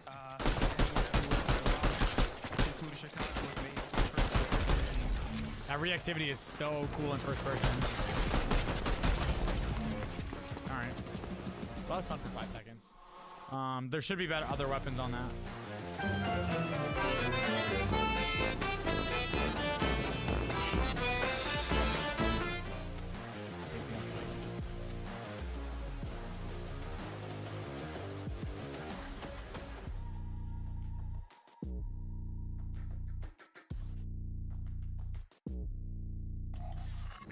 Imagine getting a Kismet statue for Christmas. Awesome intro there from LAG, aka the Gentlemates, Rosalie, aka Alley Cat. Break down this team for me. They are 0-3, a terrible start. They're 0-3, but respectfully, they've had some really, really tough competition. They had just come off now a loss to LA Thieves, and that is the closest they've played any of the teams thus far. And LA Thieves is considered an S-tier team right now in the league. So maybe we see the core 3 of those world champions finally getting some stride. If you missed it yesterday, the best hardpoint series we have seen all season. Go back and watch match 1 featuring Kismet, Lynn, Skies, and Priest, and Nameless. Who's the most exciting screen of these 4? I'm going with Linz, man. That game 4, the man was going crazy on that skyline. It was a 1-point game. Linz almost broke the kill record, was going bonkers with the SMG. And he's going to be the guy that has to go toe-to-toe with Shotzi. And you know me, I've been saying Shotzi's been the best in this game so far. So this is a tall task. But man, I came away from that series thinking their hardpoint had improved a lot. A couple small mistakes. They cleaned it up. They could have potentially beat the Thieves. My question is, can they slay the way they did in Game 4 against the Thieves? Can they keep the gunny up? Because on the other side, OpTic Texas has shown no signs of slowing down. After losing their first match to Boston in that Game 5, it's been all OpTic. Now you got Hook in the lineup, upping the pace. And what's crazy is that when Hook got slotted into the lineup, we were all eyes on him, right? But it was still Shotzi that was stealing the show throughout the entirety of their series yesterday versus the Surge. I mean, this guy was 31 and 15 at 1 point, kill record breaking. I expect him to do the same today, but I do want to kind of put all eyes on the other players. Dashy has been taking on a little bit of a newer role this past couple of years. We saw it in the series yesterday as well, where he was the guy holding back and watching the flank and waiting for his teammates and playing that pinch. So for OpTic Texas, a little bit of a new identity. OpTic's game that they dropped yesterday was Hardpoint Map 1. They seem to come out to a slow start. Is that a bad thing in this series? Can you take advantage of it if you're LAG? They haven't had a hot start in any of their matches. Yeah, I mean, I think you got to start hotter if you're LAG, right? Out the gates, like build some confidence going into this one. I mean, you're 1-5 in hardpoint, so the more hardpoints you lose, you're going to start to lose confidence in what you're preaching in practice. So yes, come out, win that map 1. For OpTic though, man, like Ali said, I do think that they have a new identity. I think it's a good one. Search and Destroy looks so much better. I love seeing Hook and Shotzi run around. Let's take a look at the maps and modes. Tell me, where does OpTic score? Where does LAG have an advantage? Kenny told us yesterday, you're never going to see protocol from us. Yeah, I mean, this is an SMG battle. Let's be honest. Yeah. We are in the Vault Simulator. All eyes on Linz, and then all eyes on Shotzi on the opposing side. Good old-fashioned battle. Skyline Hardpoint, if we get to a Game 4, and if there's a Game 5, it'll be on protocol. It is time to lock in. Our scuffed pick'ems. Nameless continues to impress. Let's go, baby. 13 correct selections. Let's make it 14. Going with OpTic Texas. I got them winning this one in a 3-1. OpTic Texas, Alley Cat. I'm going a little crazy on this one. I'm going to try and catch up. Les, I am going to pick the Gentlemates. Going Gentlemates. And she learned a little French for you. I'm going OpTic Texas today because Hook's the nuke. Everybody loves them. And the fans are going to agree with me, aren't you? Yes, they do. Match is ready. Cast Masters are here. It's time to bring you your favorite Santa Claus and his little elf buddy. We got Miles and Chance. Let's go, duo. Favorite little elf buddy is criminal. I love it. Yeah, we're ready to go. I'm excited, man. I'm excited. Game 2 of this new OpTic, and they're going up against a very spicy opponent. Chance this should be cool. Absolutely. Also, shout out Wheeler. We check our mail. We check our mail. All right, my bad on that one. No, but very interested in seeing this match. I think more like, you know, opting making the roster change, all that sort of funny business going on. Fun to see Hook back in the league, but I just think from Gorilla's mate perspective, like, didn't have the best week one. LA Thieves, I mean, I think, Miles, we were on the same page. Expecting them to sort of get smacked around, and then they ended up playing them incredibly close. So I think LAG might have some new life breathed in them, and maybe an opportunity to go against OpTic. So I think we're actually going to have a pretty good series on our hands. Absolutely, it's going to be a good series. Always going to be a nice time. But yeah, we'll find out exactly who walks away with the old dubs here, folks. Into map 1 we go.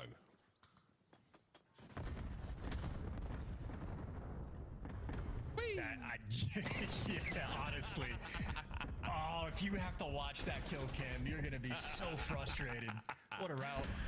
It's a magical route. Wow, good stuff from Hook. First into the point, OpTic Texas, they're going to find the initial time there. And yeah, the diving board, it's a tryout game, folks. You know, it works. Kismet sneaks on through as Hook continues this little roll. The battle for the hard point is still ongoing. And right now, it looks like you should get some time if you're Gorillas, mate. Take it, run with that. Hook's still on a 3.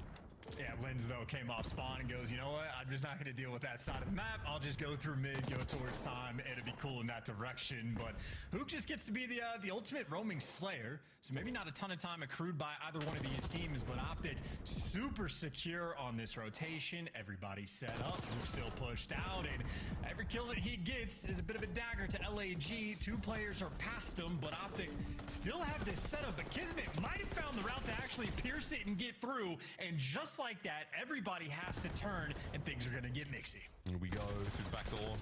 Skies v Dashy. Dashy brings his down. Kenny's there for a kill as well. Priest are down the front. Clean break. OpTic are in. 3-3 from Kenny as well. See if they can turn anything into that. Again, Hellstorm's not super useful on Vault. We'll find out, though, as we're really going to be playing 3 balls in a row. You'll take it if you can get it. Kismet continues just to run straight through the front, and this one does not end up making an impact. Kenny starting things off 6-1 on a 5 spree as well.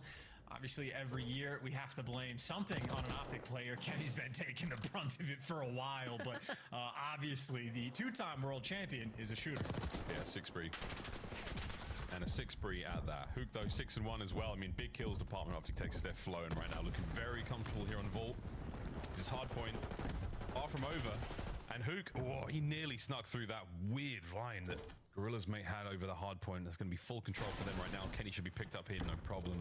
And there we go. OpTic back on attack. Gorillas mate, time to get on the board, lads. This is a wild situation, too. You have Skies underneath Art. Dashy just going to hunt him down. Does not work out. No Batman's there, and that is LAG stabilizing. Gorillas mate cannot handle P2s to save their life, but that is a wonderful sequence here on P3. They have set themselves up long term, and I mean, these are the important kills right now to make sure you keep the map under lock and key. Shotzi's, though, finding routes. Now number 3 on the minimap is getting active, and just like that, Gorillas mate have to sort of back down and hunt down Shotzi, which is a nightmare. Get him, Lins. Or not. Pump them brakes. Shotzi's still in the back. Ah! Everywhere you go, it's a problem. And there we go. Shotzi takes care of Lins. Hard point firmly in control. Skies. Oh yeah. My God. Close, but no cigar. OpTic Texas, once again, full control of the hard point. It's exactly what you want to be seeing. Kenny v Kiz down low. Opens up a slight avenue of attack right now for Gorillas mate to get some pressure on towards the hill. No guns up at the ready, but you've got Hook watching that cross. Dashy here by the back. Here come the Gorilla mate. And that's a nice set of cleanup to the pistol! It's big Dashy in the back line. Kenny helps him out. That's a massive win. Yeah, chalk it up, Go New. LAG LAG just had what a beautiful sequence to flip the spawns, and then they just get picked apart. And right now, we are just seeing sort of every single player on OpTic at their absolute best. You get Dashy posted on a heady, he'll give you 3 kills. He gets the pistol, he can do all that. Kenny is 12 and 5. The ARs are heating up, and of course, in the middle of all that is Shotzzy just dancing with the enemy. And yeah, LAG, I mean, they are just feeling the pain. Yeah, Gorillas, mate. Into the second set of hard points, an opportunity to bounce right back, but 112 to 23. First go around, not great for them. This is where we find some time. On a Linz. Nice shots into his first. Great awareness on the second. Hooks route gone, dead, done, finished. He's on the naughty list for sure. Gets a bag of coal. Alongside Priester, whom I'm unable to get Kenny there. So now a bit of an awkward moment, but Linz on the pinch. Mega pinch from Linz. Finds his first. The dance is on. Can he keep finding the kills here? His boys are in a little bit of trouble, but there we go. Nice work from Linz. Still staying alive. Staying alive. There we go. Hard point in the hands of Gorillas, mate, once again. Yeah, but the split spawn's rolling through, and well, Shotzzy ends up getting caught. Now Kenny's gonna spawn on the right side of the map. You're getting splits all over the place, and poor Linz in the middle of the 6 spree just has to pick a different direction to look, because LAG, where P2s continue to be their problem, they are not gonna have this rotation. You're gonna have to blow your way through the front, but a lot of kills going their way, so Sky's a ton of pressure now on the map. Over the Middle Eastern dictator bathwater hard point. Here we go. Kenny. Oh, they're all down. Gorillas, mate. You fought through. You haven't managed to break the spawns, though. You've broken the hard point. Linz now tagged up. Pressure's now on. Nades are out, and it's coming Sky through the back line. He and Linz clean house. Beautiful stuff. Is that enough to flip spawns? Yes, it is. In the middle of the map, OpTic going to be coming from. Nice work, Gorillas, mate. Slowly but surely, Chance. They are right back into this one. Second set, so good. Oh, Skies was also just getting insane timing with Kenny there, but that is just the setup for every single player on OpTic to fall. Maybe LAG, it's more of an issue of slow starts, because we saw a few of those, but they are right back in this game. Maybe the P2 woes have slowed down just a touch, and more kills gonna be flowing their way. Clean shots, enough for the trades. That's Kismet on a 4, so different players on Gorillas, mate, taking turns to get hot, and kills at this point falling in Kismet's lap. OpTic have got 1 second now rising since these hard points have started in the second. Wow. What a bit of work from the Gorillas, mate. Over to the new hard point we go. OpTic will be in there first and foremost. First go around. This was all them. We'll see if the Gorillas, mate, can get the break, because so far, so good. Momentum certainly starting to shift.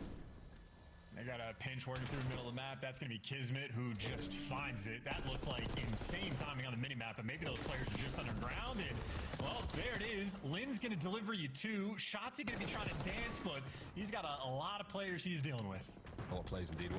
While he's trying to deal with these players, perfect time for us to go listen in and see how it sounds. Weak freeze. I'll make it, I think. Make it, get guys. On top, super weak. Low grass, Russ. Low grass. Low grass. The ship's running out. It's not me. Reese's mid connector. One guy's low grass.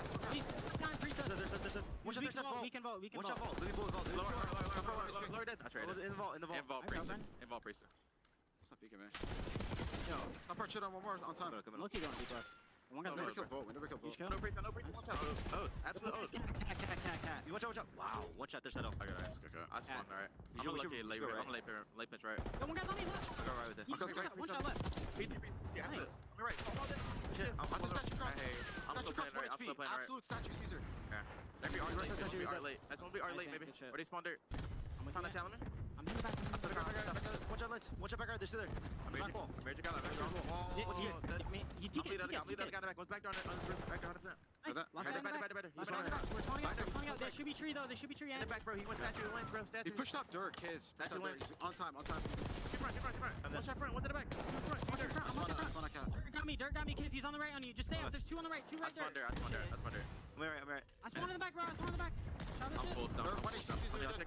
He's not one of them. Hit twice, bro. There's 2. Watch out. One shot. There's funny in the back. Alright. One right. One shot.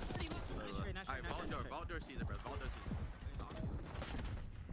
Okay, Gorillas mates, absolutely running the show. Chance, what happened to Priest's KD? He flipped it around. I don't know what was going on. He was double negged for a decent bit. All of a sudden, he's leading the lobby in slang. So he was picking up piece after piece on the P4. And admittedly, it is just a super mixy game. Kill feed looks great there from OpTic, but Linz also high impact player, well, shoots one guy in the back and does get traded out. Right now, OpTic trying to work on this funnel system, but LAG, they are dominating the whole way. Fighting through to the front side of the point now as well. Here come the Gorilla Mates. Oh, wow, and it's 3 down. OpTic last man up. Shotzzy running for his life. And they're on the hunt. Kiz drives the spear forward. P2 looking great for the Gorilla Mates as well. Lead change on the cards if they can get through Dashi. Here's Kiz back over to the point once again. Big Brucey finding the kills all over the place. Linz from up top finding time. And a battle for the new hard point. All complete. Shotzzy's in. OpTic with the advantage. This has been just a super mixy game right now between these two teams, but OpTic again on P2, nice and stable, got a perfect setup as well. Hook trying to funnel him through Hall. Kenny's there for the setup, but Kismet, for the 3rd time, just walks through the front door. Through the front door, right into the fridge, and he's rustling through your jimmies. Damn, son, here we go, back onto it. Can we keep the pressure alive? You have some coverage here from Skies behind him. Kiz finding a kill, somehow brought down. Skies is in. Hook now Linz. Pinch the point once again. It's breaks on breaks, and the Gorilla Mates are in.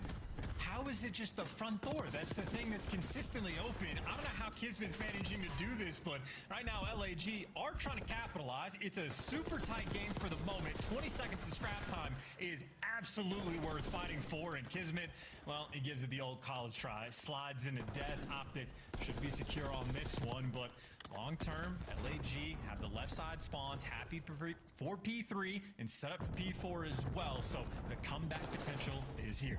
Yeah, this is one of the first, or maybe the second hard point now in a row that OpTic Texas have not won the rotation for. Here we go. Gorilla Mates trying to take back the lead. Shotzzy on the approach. He's timed this well. He's shot even better. Kismet was a little weak. That helps a lot. Now towards the bottom side. Shotzzy finding another. That's a massive life. Oh, and the nade. Can he get some pressure on the Skies to help Hook get into the fight now? This is just so much white time, though. Neither team really being able to collect. And, I mean, it might not be a factor, but a minute and 15 on the game clock. We're getting close to that time. That's 2 in the feed there from OpTic, but once again, Priesta just keeping him out of the hill. And LAG still have that fight. Shotzzy, though, has found his way through P4. And I'm not sure if LAG are heads up. Skies, it looks like he's prepared for it, looking for it. But again, this is the nightmare game. You have to hunt down Shotzzy. He hasn't been spotted just yet, but we know he's here. Again, trying to keep him out of play is one thing. Unfortunate stun from both sides. No one's going to hit that. 2-man attack. Shotzzy high ground. It's so tough to deal with him in this position. We got to get a frag grenade up there, lads. Somebody tried to clear him out. OpTic now in the hard point downstairs where all the shenanigans taking place. Over 200 points. In the fear Shotzzy just put in their hearts, LAG are just turtled up in their own spawn, so they need this next set of gunfights. Surrounding the point, Kismet finds the entry. Over to Hook. Can he get a couple out of this life? That'd be unbelievable. He doesn't. No, Skies there. Now Dashi, pistol in hand. Pistol and Kenny break the hard point once again. OpTic are in, looking for the win. That pressure is just overwhelming. LAG feeling the heat, and now you're gonna have to flood through the left side of the map. Not a fun situation to be in, and you're gonna have to hit the high horse, get in those doors, and do it fast. Right now, here we go. Gorilla Mates finding anything there? No, it's gonna be a couple of 3 in the feed. OpTic Texas, you've got this one. Holding on. One last hit from Priesta down low in a contest, and this might be enough to force us to another hard point at the very least. But what a bit of work out of OpTic Texas. A fantastic hold. And that is gonna be, I mean, just very close to the game, especially with that spawn coming through. Shotzzy just given a gift behind enemy lines. And him versus Kismet right now. Kismet just has no idea. That's how you kick off the hill. I think they're gonna get the break. Yeah, 2v2 there, now remaining on the hard point. Shotzzy, Roman. Biding his time, waiting for the perfect moment for the kill. Doesn't get it. The game is not over yet, folks. The game is afoot. Oh my word. 35 seconds left from the point. Hook from over the top. Can he stay alive? No. 1v1 on the point. Dashi v Linz. Linz wins it. Trades are now on. Anyone there to get in new time? Shotzzy stay alive. Shotzzy down. Oh, the battle continues. Surely there's no way that LAG continue to have these nail-biter hard points, but I mean, 15 seconds left on P1. If you're OpTic, do you fight for it? Do you set up for new? It looks like they're going for the setup. And Kismet has been the man to break, but Skies is already going to fall, but the kills are starting to flow their way. It's not over yet. Oh my good God. How many lives do these cats have? Deep spawns. 2 seconds. No one there for the Gorillas Mate's going to be able to move towards it. No one there. It took a minute. And Hook and Dashi are so locked, they haven't moved. I mean, I just like the reaction from Kenny, just like this stunned, like, oh my God, what kind of game was that? Yeah, like a roll of his eyes, man. I mean, the pressure trying to get a couple of breaks there. Gorilla makes some kind of magic just to stay alive in those moments. But man, it asks a lot of players. It takes its toll. How frantic that must have been, how crazy that must have been on them. Ooh, either way, OpTic Texas take map number 1, and it wasn't the most attractive hardpoint chance. It was a little squirrely at times. Definitely not, but what is attractive is Dashy's stat line. 41 kills, another 40 bomb to add to his collection this year. Just had one yesterday as well, but 5,600 damage. I don't know if that's the record, but I think it might be.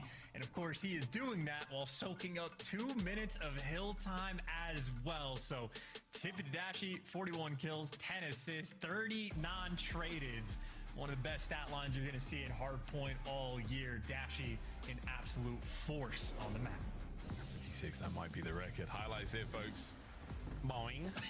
Yeah, love to see it, man. I mean, this is what you could do in this game. You could do it. Remember Miami? Remember the strats there we had? Let's like slow bomb hits over towards the B site. You get in the pool, mess around a little bit, screw the timings up, hit the diving board. Crazy times. Now at least we can use the diving board to make moments happen. Kenny, great plays from him. Dashy was the man in the stat lines, but good looks all around, Chance. I mean, this was a nice hard point. A 3-piece from Dashy in the backline. I mean, that is testament to why he's dropping 40+ kills. I mean, good stuff all around. Yeah, ever-present force on the map. We did get confirmation that is absolutely the damage record on the year so far. So it's early on, but that's going to be a strong contender. I was kind of hoping we catch the Shotzzy moment. That was another one where he was top P4. Skies had spotted him on the cross because he was playing around Statue and Shotzzy with zero presence from his teammates because they were spawning out across the map, and LAG were genuinely just shook to try to get rid of him. And by the time you kill Shotzzy from outside of P4, the rest of the team was able to show up. So, I mean, that's like an aura kind of moment where they just did not want to deal with the menace on the map. And I mean, LAG continue to have these just like little moments here and there in the hard points where they're just dropping the ball. Yeah, it's a ball dropping moment. Still, wonderful opportunities to bounce back in the search and destroy vault. We stay on it until we get out of that control game. And once we break out of the vault, folks, we're free. We're back over the skyline. And Dashy, man, he's locked. Bruce, this is a serious focus right now. I mean, Chance, he's a superb player. Of course, the preseason tournaments, the preseason streams, I suppose, as well. Dashy was one of the players we were very excited to see. He seems to be particularly happy, very much enjoying his time here on Black Ops 6 so far. Chance, can you show us your Christmas sweater now that we're on cam? You want to do this now? We'll catch it before now? the vault control. We'll spice things up just a little bit before that moment, but it is a disgusting sweater. Just like Dashy's disgusting gameplay. It feels like so far in Black Ops 6, he's just like a guarantee. Like in the respawns, he's always there in the kills, always there in the damage, and this guy's going to be looking to go toe-to-toe, but whether it's the respawn or whether it's the S&D, I mean, Dashy right now is just an absolute titan, because Sky stats, honestly, incredible. Like 0.83 kills per round. Once we have more sort of like data in the mix, he's gonna be like top 5 in the league. 1.0 is like, that's number 1 right there. That is incredible consistency. Obviously the fact that Dashy still has that clutch factor as well, you know he's gonna be showing up because he's been clutching up for the team, because with the roster change being interesting, the rest of the team has to step up, and Dashy, he's been that guy.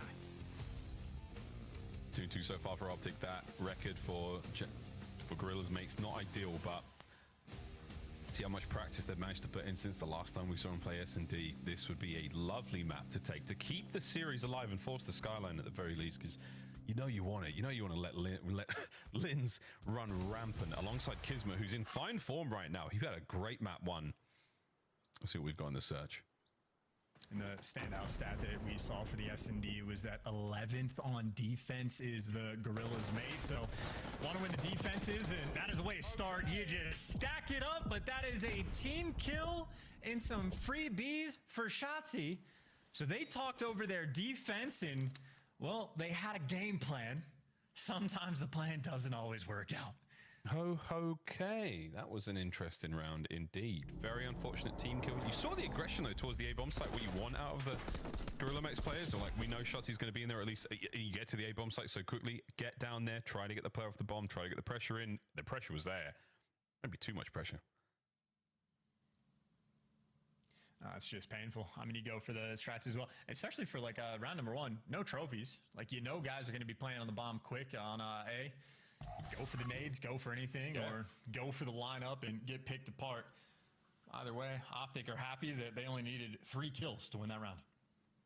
And here we go. The whistle is about to blow and our players are about to fly. Ooh, fly away. The reindeer games. Ah, no. I thought we had him. Game pause, folks. Game pause. We're going to reset the lobby here. Whoa! That is horrible. Do it again. What's up, man? Just going to get the lobby reset. And we'll get back into this S&D as soon as we possibly can. Just so nice and festive. So happy. It's a magical time of year. It's so special, and I'm so glad I get to share it with the abdomen of my co-commentator.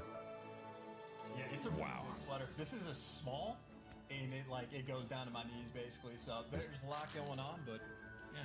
There is nothing small about that, my friend. Well done. Wow, that was so much better than I thought it was going to be. Okay, well, sweet Christmas. Sweet Christmas is happening in the studio. Look, gifts are being given. Festive cheer. It's a miracle, boys and girls. It really is. And nobody got burned. All of that arm flapping, not a single hair was singed on that head. Outside, of course, Columbus. Folks there in Ohio get a lot of snow. What do you know, Chance? Ice cold casters. Look at the headset and everything for you guys. Brilliant stuff. I am so shocked at the tongue. I was not ready for the tongue. I was not ready for it in the slice. That was something. That was something. But here we go, folks. Match number 2, take 2. After we get through what was, again, a spectacular opening round. Real good stuff. We'll see if we can't get a similar sort. I'm not going to say mistake, but a spicy opener when it comes to those A-bomb site hits. Because again, we're having to reset the entire game, so them trophies are gone, so we get to roll this one back. It's going to be 1-0 though to OpTic Texas, but the good news again, no trophies. We get to sort of try that opener once again for the boys of Gorillas, mate. So let's see how that happens. Yeah, it's going to be fun. It's going to be real fun. Hope you guys are enjoying the Christmas special so far. It's getting hot. I'm going to take that off eventually, but it's been a good time so far. A very, very good time. Christmas cheer and the season's bleedings. Reactive skin in store has been causing some stirs as well. It's like Santa left for a pack of cigarettes and never came back. And now he's come back and he's got tats and smoking, and he's such a bad boy, Chance. He's on his own naughty list, you know? 100%. I just, we're watching Dashy fry on like map number 1, so I'm just going to speak in his language. Watching Maven just get unwrapped has me absolutely checked. Like, my dope has been checked. It's so confusing. I will say, though, Maven, he is the exact same on and off camera, so if anyone meets him, like, he is a maniac. Just all the time. An absolute crazy person. What you see is what you get. Truthfully. Without really. question. Truthfully. Like, so truthfully. It does look like we are back. Hook and Dashy cameras are back as well, which is a big deal. But yeah, let's get back into the search and destroy for OpTic Texas Gorillas, mate. Yeah, we're feeling it now. There we go. Bumping. Soon to be grinding our way through this map. It's going to be 1-0 OpTic Texas once the whistle blows. So far, all good. This is how Vancouver went. All right, Vancouver for Hook, 7-2. That was a fun series yesterday as well. Goodness. All right, 1-0 OpTic Texas. Here we go, folks. Vault S&D, take 2. And of course, if we're talking about Hook stats as well, it is worth mentioning.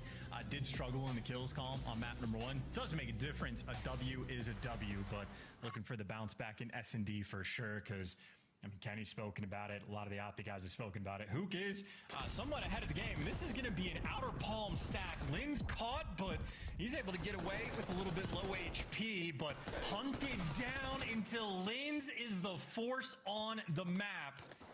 And Dashy at a 1 versus 4. We know he's clutch, but this is a incredibly tall task. It'd be a Christmas miracle. Oh my.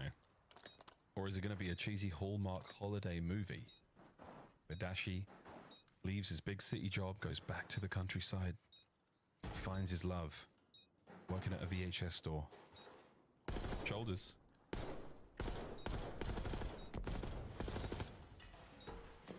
It's not likely, but Little things to note here, just the way Dashi takes his fights, the way he positions himself in those angles. He's in a 2v1, but he makes it a 1v1 every single time he chooses to take that fight. So little things like that, folks. Take notes. Big Bruce, always a threat. A dangerous, dangerous setup right now. And the Gorilla Mates will take that. Cut things up 1-1. Yeah, I just appreciate that level of respect, right? There's a lot of players, if it's a 1 versus 4 situation, the second he shoots in ball, everybody just slides out, goes for the double chow, but not Dashi. We're throwing some shoulders, we're throwing some stuns, we're throwing some nades, we're making sure this dude does not clutch on us here. So LAG clearly coming to play. Nice bounce back round and a nice counter strat effectively as well. Say counter strat, they go towards A. It's offense. It's what you do. This is what you do, man. Get right down there, get that bomb down. But here come the Gorilla's Mates once again. They're inside of the A-bomb site, and here from Hook's going to push the players on the outside with a lot of damage dealt already. Gorilla Mates, they managed to stop that bomb plant. All of a sudden, OpTic Texas right back in action now. Slow things down, try to get himself back onto the bomb. Not a lot of plays left here. They've run out of things to throw. It's down to lives and Nint. Right, you are, Miles. I honestly can't believe that OpTic left Shotzi by himself on site again. Quite literally, the first shot we saw at LAG was triple stacking down low, and they just did the exact same thing. But for 3 versus 4, you can see it's a nightmare to get inside. Hook is collecting the bomb and gets 1 kill. Trades do not roll through. The Jackal is OP, and Dashi in a 1v3. I mean, go for it. Go for it. Ooh, I always feel like there's a chance, but this is what we've come to expect now. It's just insanity. A-bomb site insanity. Get in there in this tiny little wet room and just sweat it out with anywhere from 6 to 8 other men. It's just crazy. You say 6 to 8. That's what it should have been for OpTic. Again, round 1 for the defense LAG had was to triple stack down low. And I mean, Shotzi just got left to die. I think he had a little bit of coverage from the player on the pool for like the right side, Chow, but that is just overwhelming force. So I do think that is actually a super solid strat on defense. LAG making it work. Now they want to dominate the hall. The deck the halls in a brief moment, but it looks like we're still showing a lot of love and attention towards the A-bomb site, Gorilla's Mates. Sky's watching the back. And Kenny's first blood. That's way out of the play, essentially, right now for Gorilla's Mates, but it will come back to bite them. And Hook, who's looking to bite early. That's the worry, though. Oh, Sky's picked up with the lineup. Holy moly, Kismet. He's in trouble. He can't get away with his life, but the lineup was nearly there. Gorilla's Mates picked to pieces. And that's sort of a perfect counter strat coming in from OpTic on the defensive end. Priestley tries to get active B Street. Kenny, I think, just watched him the entire way through a car window, and there was no pressure on the A-bomb, at least not off the rip. And if you open a little bit of space up for OpTic, I mean, Shotzi just finds the route through the middle of the map, goes on a free and easy flank, and Hook, I mean, effectively the same thing through the hallway. So OpTic, we're just giving way too much space to play with, and if you don't hit that quick A plant, a little bit of space is going to go a long way. 2-2. We might be going the distance here on Vault. Back to the halls. Back to the bomb site. There we go, the plant finally. Oh, Hook can't get the kill. A lot of information passed over, though. Shotzi still staying down low. Oh, wait, he might be able to hop up, find something up here. Kenny levels things. And I wonder what shots he can hear. They come! Nearly! Linz stays alive. 2v2. 2v2, but only 22 seconds.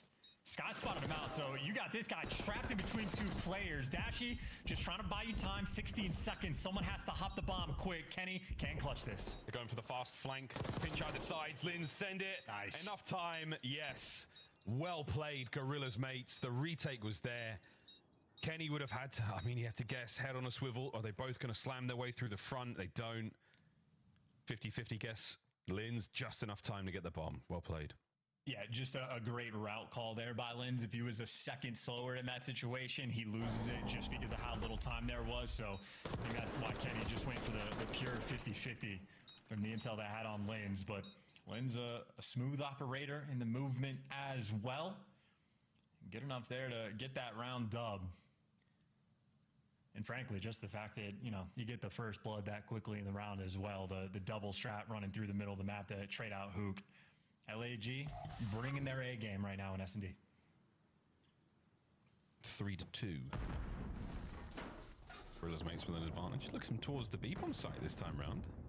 You've trained OpTic well enough. There's a lot of presence on the A side. Kids is still down low. He's just basically a bulwark right now, trying to draw some attention, take the fight. He's got one side of the B side covered, so Lynn's spotted out there by Kenny. No trophies. This is going to hurt. If anything more lethal comes his way, good luck, mate. This is not going to be fun. He's going to be so tough as well. Yeah, you're just a little too slow on that approach. They took all the space. They got the clearance. OpTic didn't have the pressure, but yeah, just going to get picked apart in this one.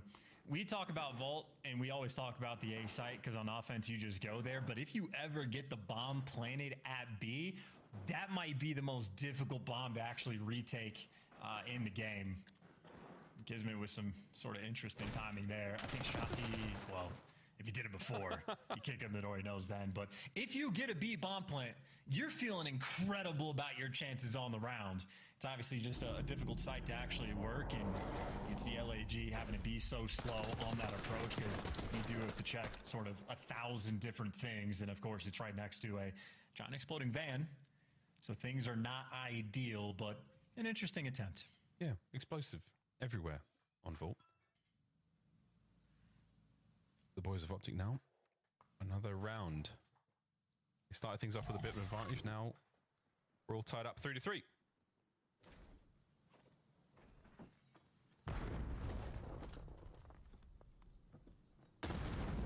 Opening hits. I don't think any of the nades are connecting. Hello, son. Well, last round, LAG just sent 2 through the middle of the map. Aye. That's the wrong direction. You'll take it. I don't think that stun hit his teammate, did it? No, we've still got a lot of presence forward. And another member of Gorilla's mates just caught unaware. Down the skies. They might just be outthinking themselves. Yeah, 1v4 attempt. This is a 1v4 for the ages, but yeah, a lot of thinking being done.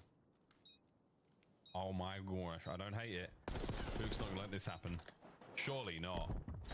Catwalk player should be getting in the mix in a moment, but Skies is now armed and dangerous. Big Bruce doesn't lose those fights.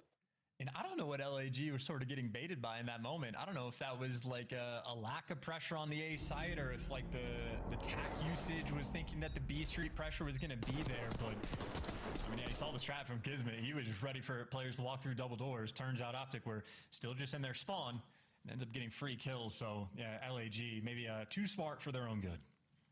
That's a tough one, man. I feel like this game, there might be more overthinking in this COD than there has been in recent years.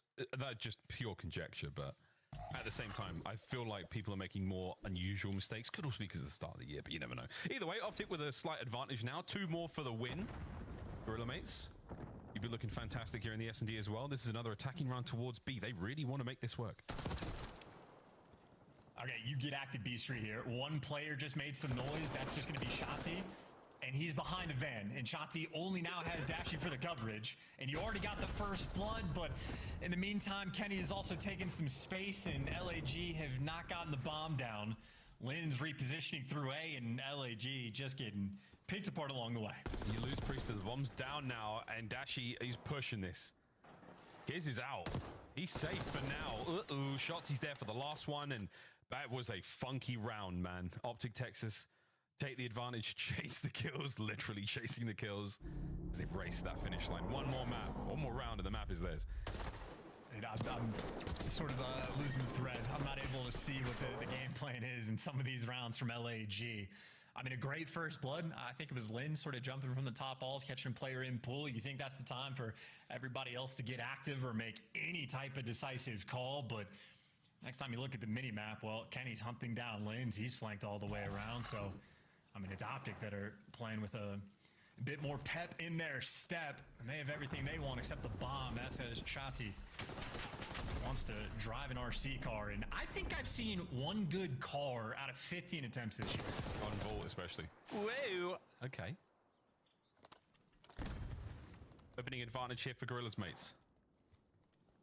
I'm taking the high road right now for OpTic. You've got choices as soon as you hit middle of the map. There's a highway towards B and A. How are we doing this, lads? We're worried about a lot, and so you should be. Gorilla's mates are all over the place. just 2 in depth to spawn and 2 down low. Take it out one side of the ball, drop down to the other. It's a triple hit. And they all fall. You got a 2v2. Oh, that was a delight. Dashi picking up the kills. Kismet trying to make his way from up the top side. Now it's a 2v2. Here we go. It's a pool party. Gorilla's mates, they want it. Hook's playing it close. Dash over his shoulder. 1 up, 1 down. Here we go. First blood in for LAG. Could Dashi find the second? Did he see the player on the red dot? Skies gets the kill. Stays alive. Man, what a battle. Oh my God. Yeah, huge win from Skies in that moment. I mean, just Peeker's advantage, I suppose, on the slide out. Great shots as well. And I mean, ice in his veins. Hitting that red solo cup and getting ready for the next round. That was a near 3v4 though from OpTic. I thought they were about to pull out some magic, but just clean shots rolling through. Well, because of Codcaster, we have the CDL operator overlaid. Whatever Dashi was wearing, whatever he would look like in that situation, he was basically invisible anyway. So shout out to Skies. That was a very, very good win. All the piles of trash on the floor there, the water effects. There is a lot of visual disturbance to make Dashi blend in there while lying supine. Oh, Black Ops 6. It's just, there's so much going on. There's so much going on. All right, here we go. A bomb. Gorilla's mates, you're in. You're planting. Hopefully. I was going to say, thank God they're just not going B Street. And OpTic stacked it as well. So now Priestley actually had a huge responsibility. He ends up just getting triangulated. And finally, the second good car we have seen this year. A 3v2 in favor of OpTic. She gets it. Oh, the slide from Kismet from the top rope all the way down through hole. My word. The slip and slide of doom. Kismet, though, all smiles after that play 2v2. Is it a drive-by or a fly-by? OpTic got to be faster. There's one kill. You got to hop the bomb the next, like, 12 seconds. And Kismet might just be able to catch a player, or he might get caught. How fast can you go? He's so fast. Kismet. Down, done, and that is game with 1 second on the clock. Man, he was running for his life. Running for the round, running for the map. And there, defuse complete. OpTic Texas, stay alive. The shenanigans on Vault are over in S&D for now. And shout out to Dashi as well. Again, I think we've seen 2 good RC car uses on the year so far, and maybe 10 different types of either failures or just, you know, you pull out the car, it gets shot immediately, and you just get no real intel, no real space, and you just sort of wasted time. But Dashi, again, able to deliver in those moments, and OpTic deliver a 2-0 lead in this series. They're all about the business. Yeah, man. I mean, good stuff out of OpTic. I think there was a really, really fantastic turn of events for the Gorillas, mate, in the first hard point. Again, a little bit too late, but very, very strong showings of life there. And I really enjoyed what I saw there on Vault. That was a spicy S&D, good looks either way, great gun skill, good play calls, teamwork and comms are all there. The chem's good, but 6-4, end of the day, that's a solid victory in Search and Destroy. The 221, though, a lot closer. Vault, we stay on it, folks. We're definitely going to be seeing that Vault control played. Skyline hardpoint, if the Gorillas mates can bounce back. And this has been a tight series. I know the French fans watching want more. You're going to get more if they can find the dub here on Vault Control. For the new OpTic, one of the more difficult game modes to just jump in and figure out a chance, I think. I think there's a decent opportunity here for the bounce back. Very, very much so. Well, certainly the LAG have the reps on it, but that'll do it for myself and Miles. Over to the desk and see what Nameless can break down. Man, what a tongue on that guy. Chance looking great today. Fantastic outfits and wardrobe from everyone. It's all right, Alley Cat. It's very festive. I'm surprised we didn't wait till tomorrow to do it, though. But yeah, we're gonna lose Clint and Joe tomorrow, so I wanted to dress up today. Yeah, that was very get the whole family together. Speaking of family, we had a feast, a family-style feast. If you were a fan of OpTic Texas, Shotzi has been enjoying himself on Vault. On the other side of things, let's talk about the search for LAG. You're up 3-1. How do you let OpTic finish this game 6-4? What went wrong in the middle? It's similar when we watch in other matches where like something is working and then once it stops working, it's not being able to make that adjustment. Unfortunately, I feel like that's kind of what happened to LAG. And they also just weren't winning a lot of these trade situations and on their offenses as well. They're getting the bomb down. Same thing as last series, struggling with the post plant. So LAG kind of beat themselves up here, but I have to tip my hat to OpTic Texas and Dashi specifically for pulling it back in their favor and going up 2-0 in the series. Yeah, it just comes down to some small things in the individual rounds. I think early on they tried like a B push on offense, and I don't think you can get away with that until you have a trophy ready. Because obviously the van right next to the mom, and then it's Lins. He gets caught out, doesn't finish his kill, a little bit shaky shots. Yeah, she should never get two there. You know what I mean? Some of these retakes, you know, a little wonky, but for Gorillas, mate, that has been the story so far in every single match. It's the smallest details that are getting away from them in these moments, and they're, you know, not able to close out these games. Map 1 was super close too. We're gonna dive into a situation when we get to drawing conclusions, but they're so close, man. Just tough competition they went up against, Chris. Now, everyone is playing a role on the team. Everyone is contributing to the success, but we'd be remiss if we didn't mention Hook's numbers are super negative today. He got blown out in that game 1. Then you just saw 3 kills. Granted, it was a first blood in the final round, but he's not really able to put up the similar numbers we've seen from him in the past. Yeah. Is that a problem, or is that still okay? Because OpTic's up 2-0. It's still okay. It's only their second match, right? And it is technically against a very formidable team from the roster that are used to playing against Hook, and they're still winning, so you can't be too harsh on him. I think it's a potential issue, I'll be honest. The inconsistency, that's the problem with Hook. I don't think Hook has played in a while either. Surge tried to get away from him. He has to find a way to be a little bit more consistent. Now, granted, they closed out that map 1.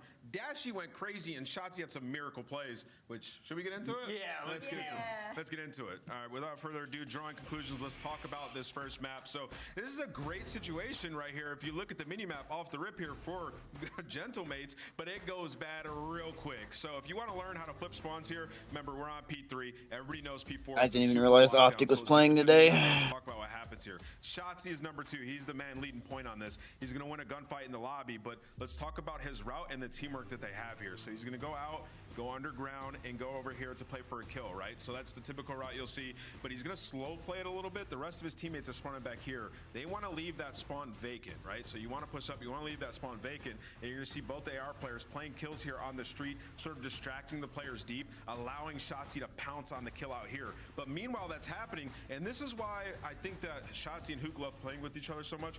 Hook is going to take his time and play off Shotzi and just wait for his kill, wait for an opportunity. So if there's a player back here in this building, on the statue, trying to kill Shotzi, Hook's going to be able to pick up that kill, which you're going to see ultimately does. Hook ends up getting traded, but Shotzi's able to wreak havoc in the base. So let's watch how this plays out. Shotzi wins the first kill, pushed up, the guy trying to create layers, and he's going to take a route. And you can see 4-on-1 on your minimap, Dashy and Kenny pushing up, trying to leave that spawn vacant, also draw the attention so Shotzi can get out here and find a kill. He's able to find one, and when we pause here on the minimap, this is where you see Hook comes in, that guy's attention's redirected toward Shotzi, and he's gonna die. So this is just played very well by OpTic in a gauntlet hill where most teams are able to set up and just fry you. OpTic instantly flips, and Shotzi gets back here and wreaks havoc. You cannot let him get behind enemy lines. You can't give that up if you're Gentlemates. SMG setting the pace there, Alley Cat. Oh yeah, I mean, and that P4 is everything when it comes to Vault. So I mean, like, you know, laid out really good plays out of OpTic. Great stuff so far as a team. I'm looking at Hook individually. Is it just Vault? That is my theory. I think he's going to be dominant everywhere but this map. There's no one left to kill if Shotzi keeps doing his thing. So let's go over to our casters for game number 3. Yeah, bro, Hook is a great player. It's just fucking... I'm so sorry. I was just finishing a piece of Christmas chip, festive snack to get me going into this next part of the tournament. That's right, folks. It's a magical time of year. Welcome, everyone. Map number 3, Vault Hardpoint. Everybody sit down in Santa's lap.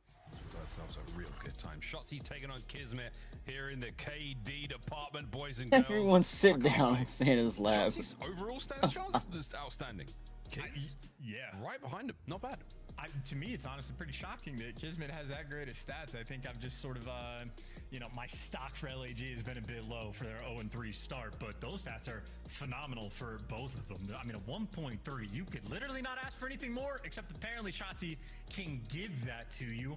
A 1.5 from an SMG that plays at absolute pace, the damage out of control, the kills out of control, and of course, we say controls a game mode. It is just Vault that these guys are going to be on. So the reps are there, and that is the mission right there. Kill him.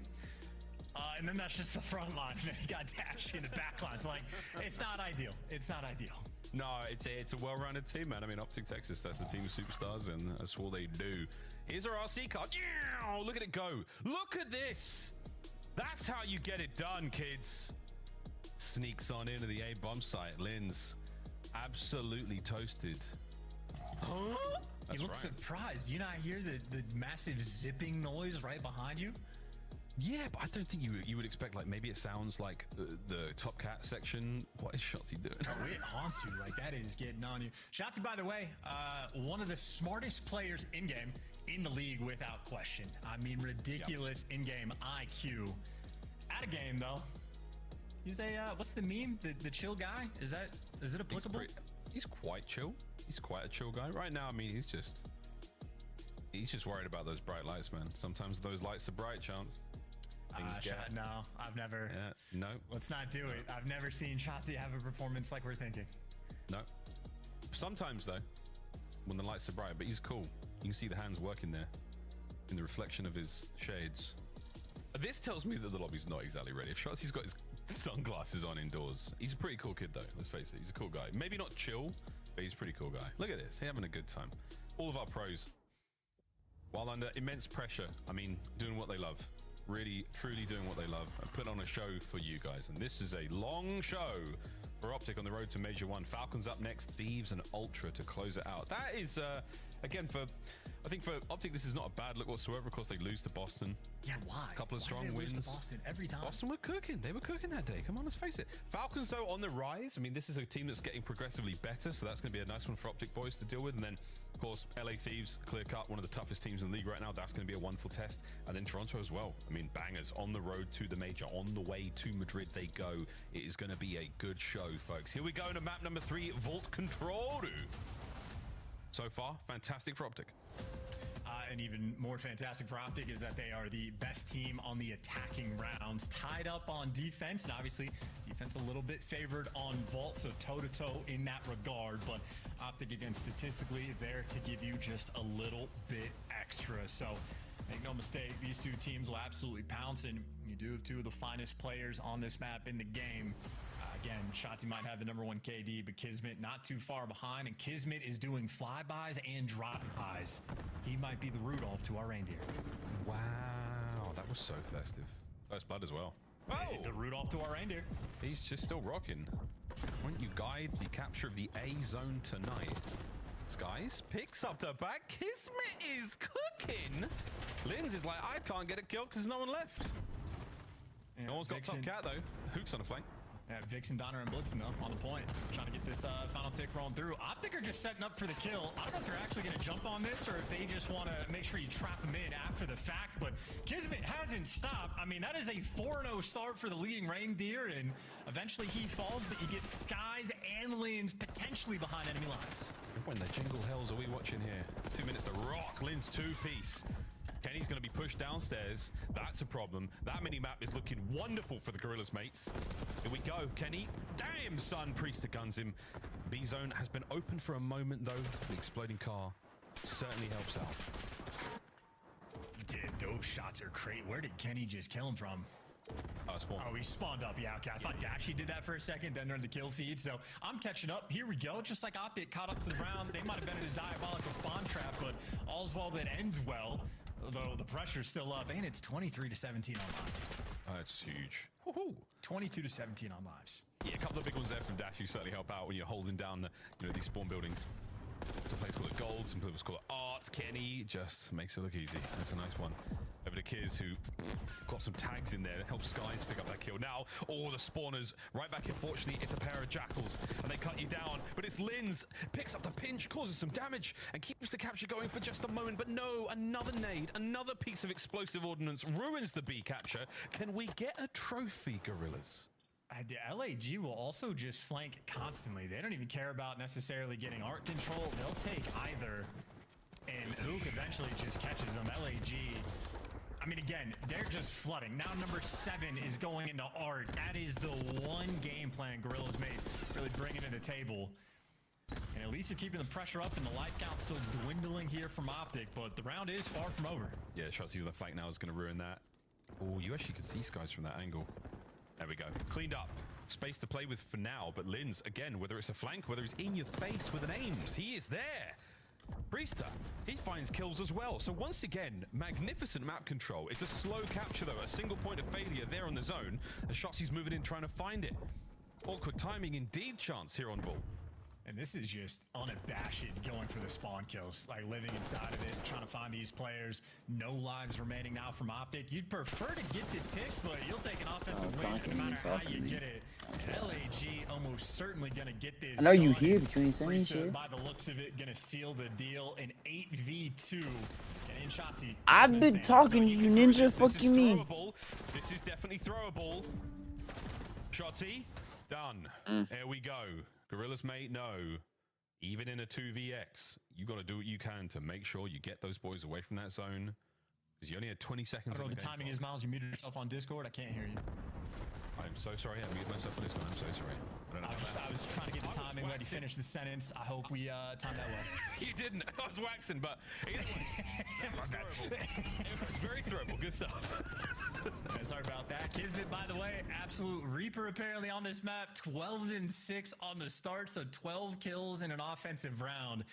Honestly, that might be the type of record that we should be talking about of like on, you know, whatever the more unfavored side is, what players pop off the most in those situations. So Kismet quite literally from the jump there to deliver. We'll see if OpTic can respond with an offensive round of their own.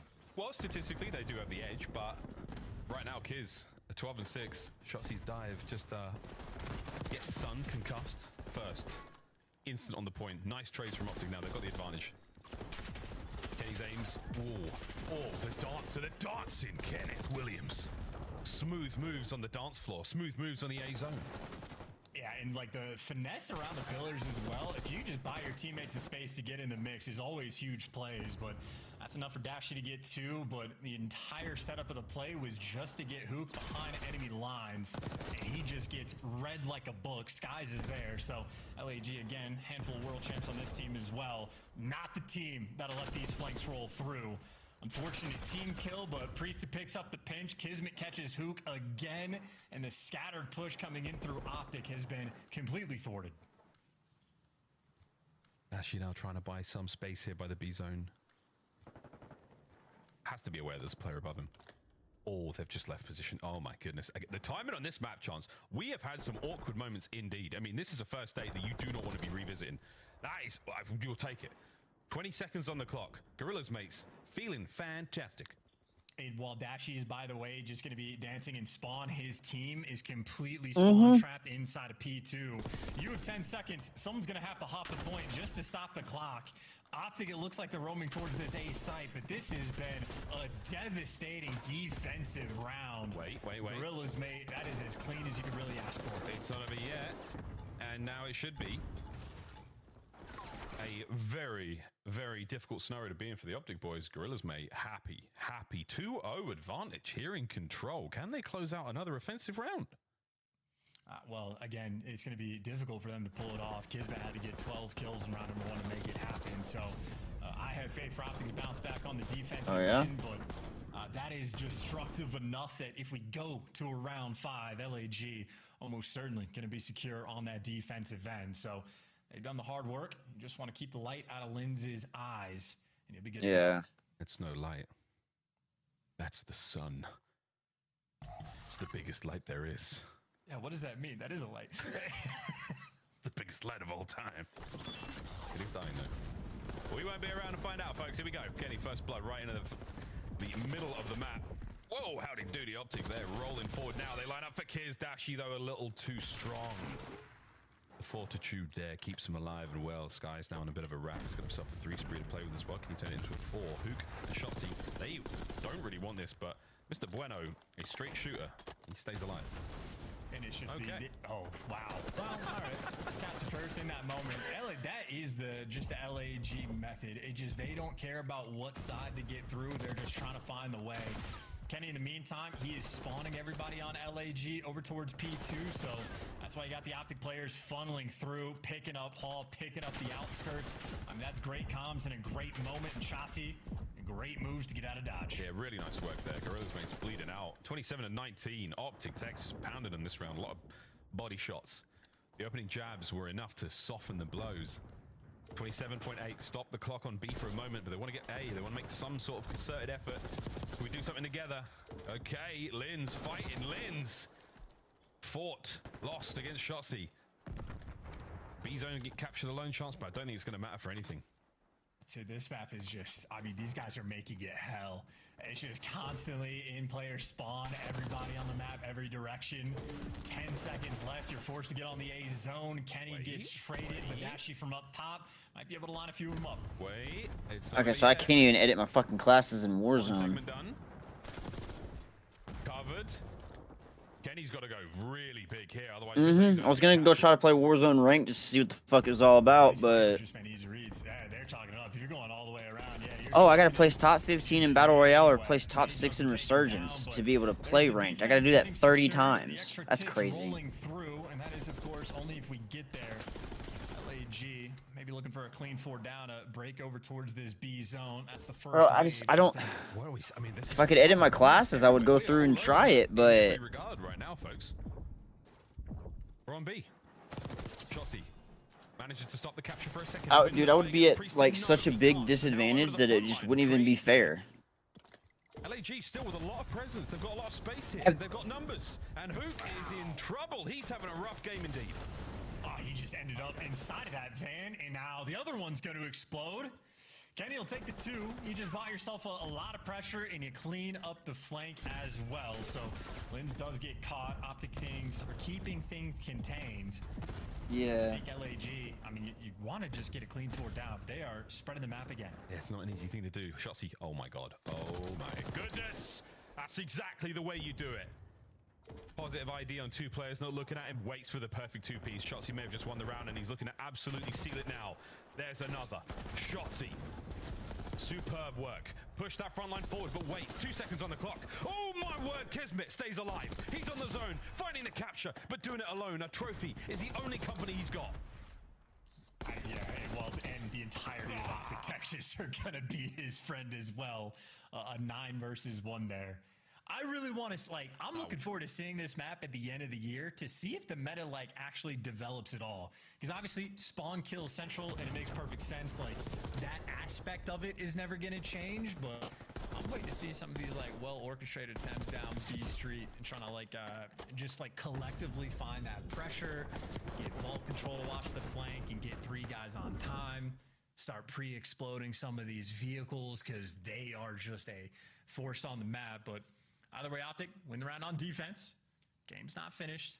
They're gonna have to win 2 offensive rounds back to back. Name of the game. Yeah, name of the game. Also, Dashi's like those 4 kills. We didn't see the Kismet kill in the last play there as well, but those were some ridiculous shots across the entirety of the Gorillas mate lineup. So nice one, Bruce. That was sick. Mates are in. Mates are in. Kenny. Mates are in. Is your A zone defended? Kismet v Hook. As Hook's pulling the KD back a little bit. But man, Kismet is one tough player today, Chance. Yeah, that is a tough customer indeed, and Hook just gets gifted great timing. His teammates get a couple kills. Linz is going to go turn, and now all 4 players on OpTic surrounding the A zone. It's going to be a triple stack by the looks of it, and Shotzi there watching the flank. 3 players going to be dealing with Hook. He's able to get 1, but Dashi somehow kills himself with a nade. And then the final fight is just a 1v1 near time, and it's just a dance. Shotzi buys so much time. Skies has to turn for the spawners, and by God, he does. My God, what a turn. Jesus, Skies, bueno. A major 2-piece there on the point. And Kismet is having a map. Back over to Skies. Superb work with the aims. B-Zone looks very appealing right now for OpTic Texas. They're going to maybe make their way on. You got the option there. But 1 solid pincher in the A-Zone could be good, but Linz, oh, he misses the first. Is it enough to get in there? The B-Zone now wide open once again. Sky still alive, kicking over by A. In and out he goes. The Lion right now for the Gorillas, mate. It's just so annoying to deal with. 2 players right now on that A zone. Someone pushed out front, but it's the full flanks that are going to be rolling through. And it's just, I mean, they're like circling right now. Vultures around this A zone. Trying to make the capture complete. He finds his Priest out through hops. Enough to get the contest for a second. Here we go, kids. Can you find 2? Can you find nothing? Priest can't get it either. Shots, he finds a couple, and that is going to be the A zone captured. 1:12. And only 15 lives. This is to stay alive here on ball. Can we force the final round? Yeah, I mean, everybody's here. They're in prime position. You just got to make sure you pick up the flanks and it'll be good to go. Double doors, they lose that one. Shotzi down in the base. chase.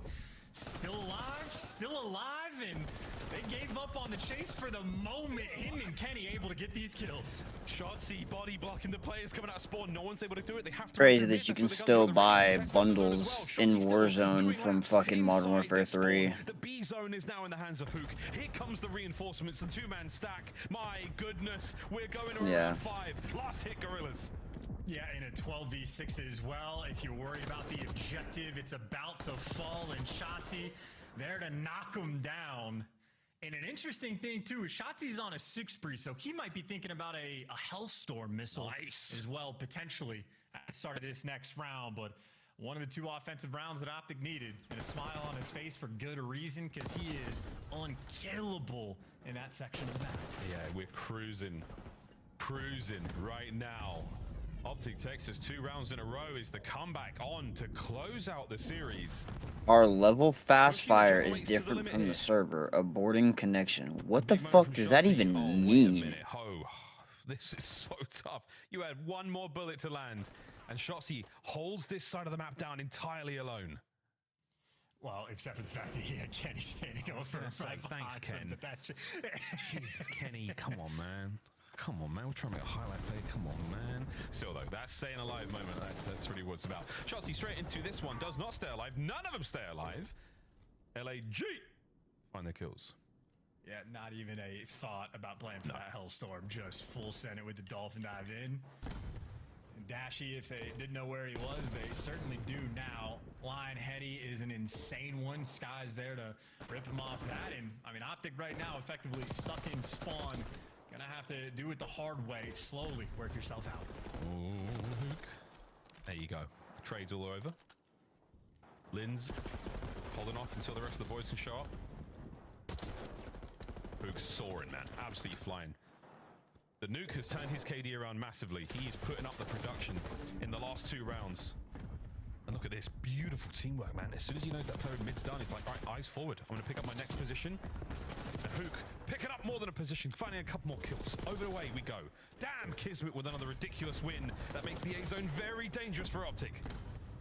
It's a tough 1v1 to lose because you don't have the pressure on A either. You were just trying to stop the clock and get players in position, but effectively back to square one, and time is ticking. 22 seconds on the game clock, and everybody's spawning over towards gold. Not fun to attack either site, and if you have to lean B, that's a nightmare. But no, A is going to be the call. They're surrounding it. Oh, Kenny unfortunately loses that fight. Final 10 seconds. Oh, we're in A zone for a second. No, it's done. Hook's got to go huge. Can't find a kill. Dashy, what can you do? Alone, he touched the zone. The answer is no. Kenny able to do it. Yes, he is. Priesters 1v1 though ends it. We go to Skyline. Gorillas, mate. Crazy. They do not let the comeback happen on Vault. And thank God, folks, we say goodbye to Vault. Yeah, this has been a Control so far. Vault can produce some wonkiness, and that is just a wild time there on Vault control, but stats don't lie. I mean, Shotzzy certainly had his moments for a few different field days, and Kismet was taking his turns as well. Each team was able to win an offensive round. Again, it's about a 36% win rate for offense, so you can sneak it through. You can get them. But if you get defense for that round 5, you're going to feel that much sweeter. And LAG, well, they keep things secure. Shout out Kiz, 30 and 24. Him and Shotzzy, I mean, just active on the map as well. Tons of engagements, and B-Dog as well. 4K damage. I guess Kenny matches them. Yeah, that was an absolute battle between these two teams. Very similar stat lines across the board. Yeah, it's that kind of Priester Kismet synergy is really starting to flourish here, where Priester's dealing the damage. Kismet's I remember why I don't play Warzone. This is one way looking at those stats, and yeah, Kiz was all over the map, man. He was a menace. That opening round, I think, was the most impressive individual runs we saw. After that, he was just a ghost. In and out, spectral assassin. As he just continues to roam around Vault. So hard to get a 3-tiered map. He was able to make those plays happen all over the shop. Good stuff there from the Gorillas mates there. Happy to add a loss there to OpTic Texas in the control department. The first loss they've been handed in this season so far, and it's early days, but very, very spicy stuff there from our purple team. Yeah, I really am just looking forward to, you know, once we go through maybe 2 or 3 stages, figuring out like who the best vault control team in the game is, who are these teams that are really able to capitalize on offense, sort of break down the VOD and see exactly what they can do. It might be the case that it is just a spawn kill mix fest blender the entire time as your primary key to success, but I do think a team or two might be able to crack the code and figure out something just a little bit sort of finer tuned, but I mean, that's going to be a long way away before that develops, because this map, when it's good, it's great. When it's bad, it's hell. I mean, we've seen this with ever since Control came into the CDL or into the competitive COD or back in Black Ops 4, we're seeing start of the game and the end of the game, even the middle of a game's life cycle. Control looks so different every single time, man. Every single time. You know, whether it's a patch or two that changes things, whether it's just players learning new tricks or new, effective ways to capture zones or to trap players in spawn, whatever it may be, our pros are finding it and it is changing the state of the game. So yeah, we're playing a lot of Vault right now, boys and girls. Yeah, no joke. However, the addition of Hacienda is going to change everything, and you never know, Protocol might get a lot of love. But for now, get that ish off my screen. We're going to Skyline. I'm very excited for this one. Should be a banger, and again, just based on the way that both of our teams are looking right now, Kiz absolutely on form. Shotzi and Hook can always count on those guys to be a lot of fun. I'm stoked, man. Linz has been a great view ever since this team hit, so this is going to be a good one, mate. Very, very good.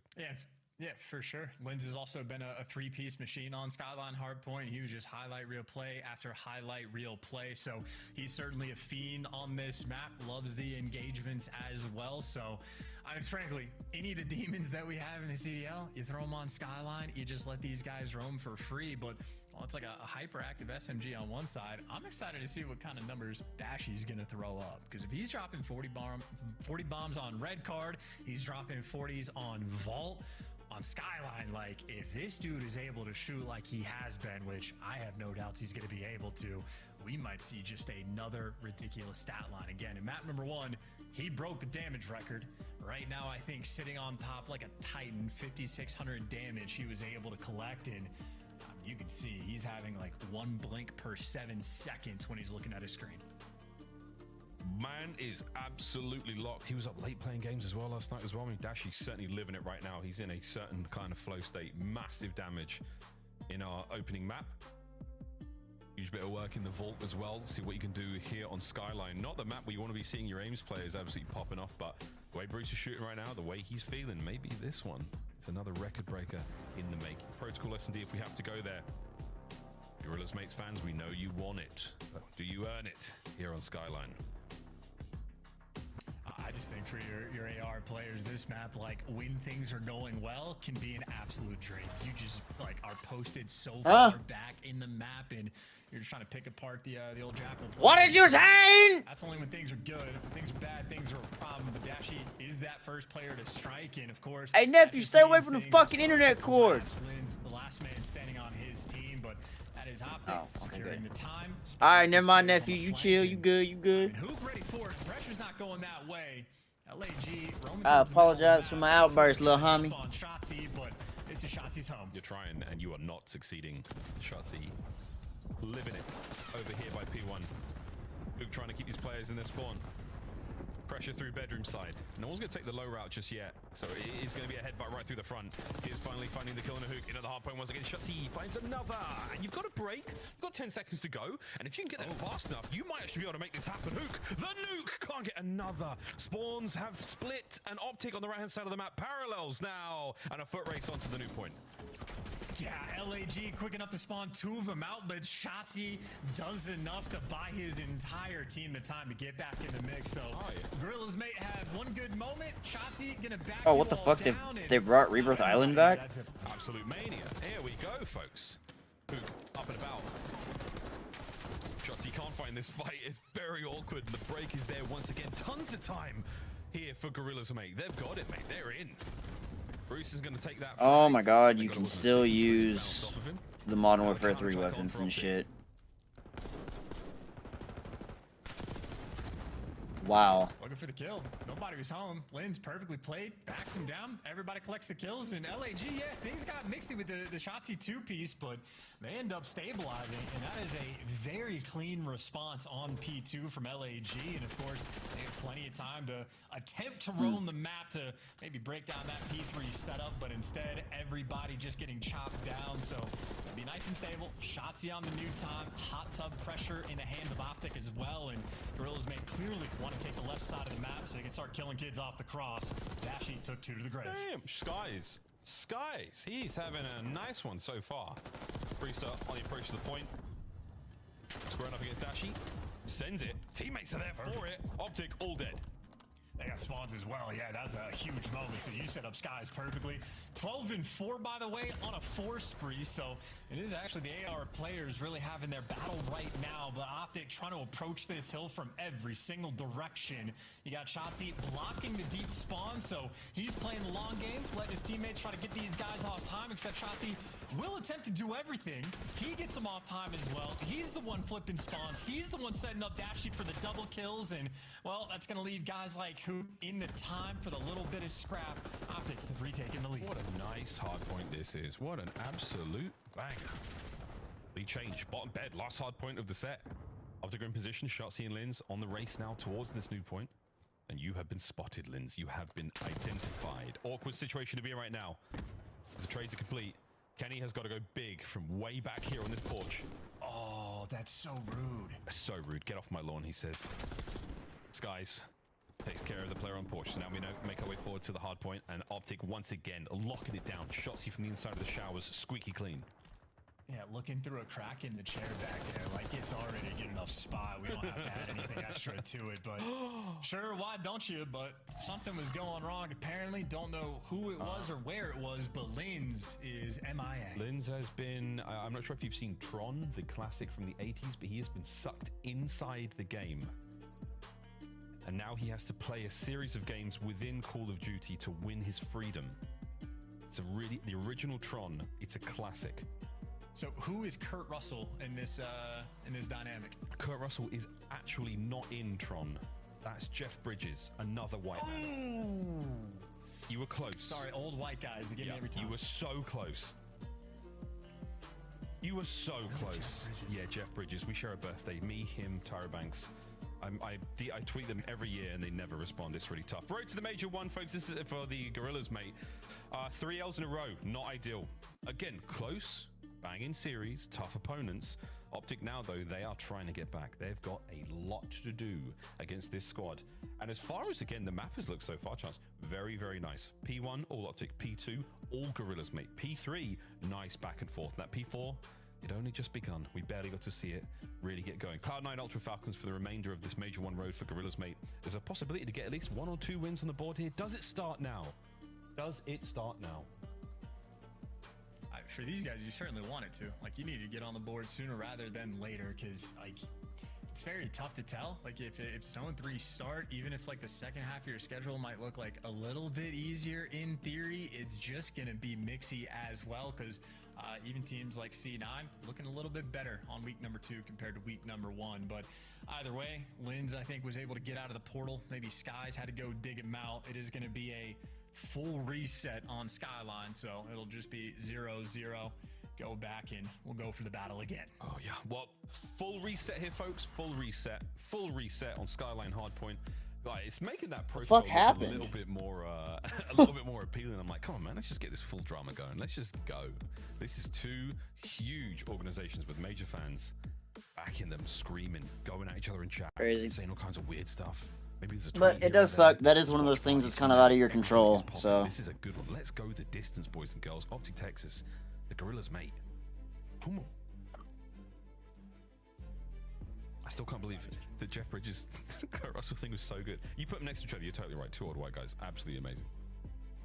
I hear what you're saying. You know who I share a birthday with? Dude. No, Mother Teresa. Whoa. That's right. That's pretty cool.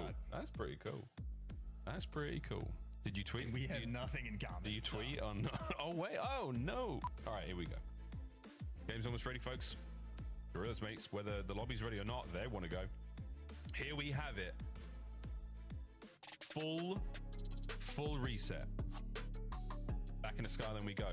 Our second reset of the game, actually, or second crash of the game. Unfortunately, these things happen. It's someone's PC. It's an individual. We can probably blame them if we find out who it is. This is something that we can actually find out, John. Would you rather live on Raid, on Skyline, or like hang out on 6-star? No. I'd much rather live on Skyline. What about 6-star? No, 6-star. There's nowhere to sleep in 6-star. There are no bedrooms. It's a hotel. Yeah, but you don't have to be on top. You can go down one floor. Right. I think I'd rather live on Skyline. Raid is the weirdest place to live. Like the bed, it's so weird. Whereas Skyline, at least, you know, it's quite nice. Nice place for skies. Are we just gonna? We are. Oh, okay. Is this gonna be a good P1 for Gorillas, mate?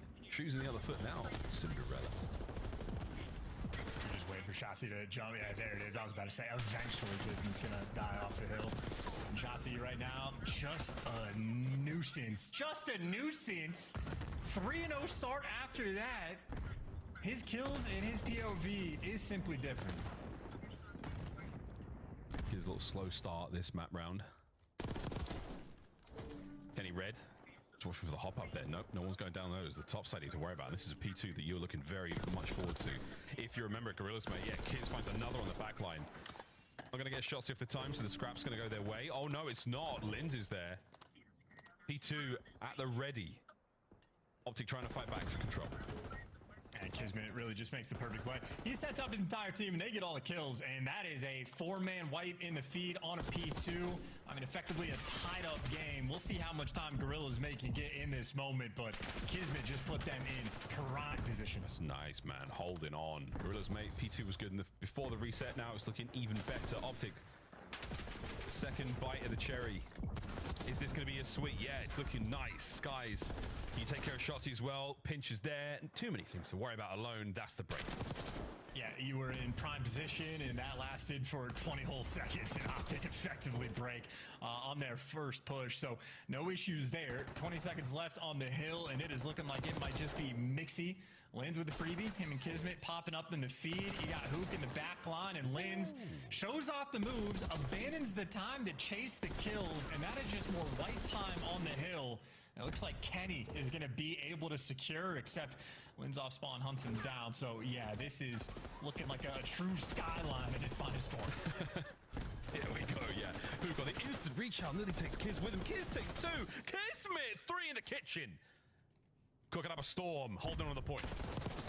Give him the quad feed, or Shotzi doesn't want to chow. He wants to get caught by Priesta, and that is, I mean, maybe 5 or 6 kills in a row for the Gorillas mate squad. 1 spawn out as well, but they turn for it, so super heads up gameplay. Now you know the pressure's coming through mid, it's coming through grass. Shotzi's gonna fall. Kismet on top of everything. It's only Linz that can take him down. Massively attacking around here. OpTic. Whoa, they are still on the back foot. Gorillas, mate, with all the pressure in the world, confidence flowing, and a big lead now starting to develop in our first set. And then, I mean, they do all that work to sort of flip the spawns. They're on point, and then Shotzi gets behind you, and now it's Kenny's turn, and Kenny is 3 and 10. He's the one trying to make the impact on the back line. Priesta maybe thinking about a Hellstorm, but there's the impact for the spawns, but traded out instantly. But OpTic right now are swarming around this new time. Yeah, 2 players for the back. Sky's never going to get both. Doesn't even get 1. Priesta, he keeps his spree going. That's an 8 now. Whether or not it means anything in terms of actual streaks, we'll find out. But Hook trying to pick up something here. Bad timing. Priesta finds number 10. Wow, what a kill and a dashi.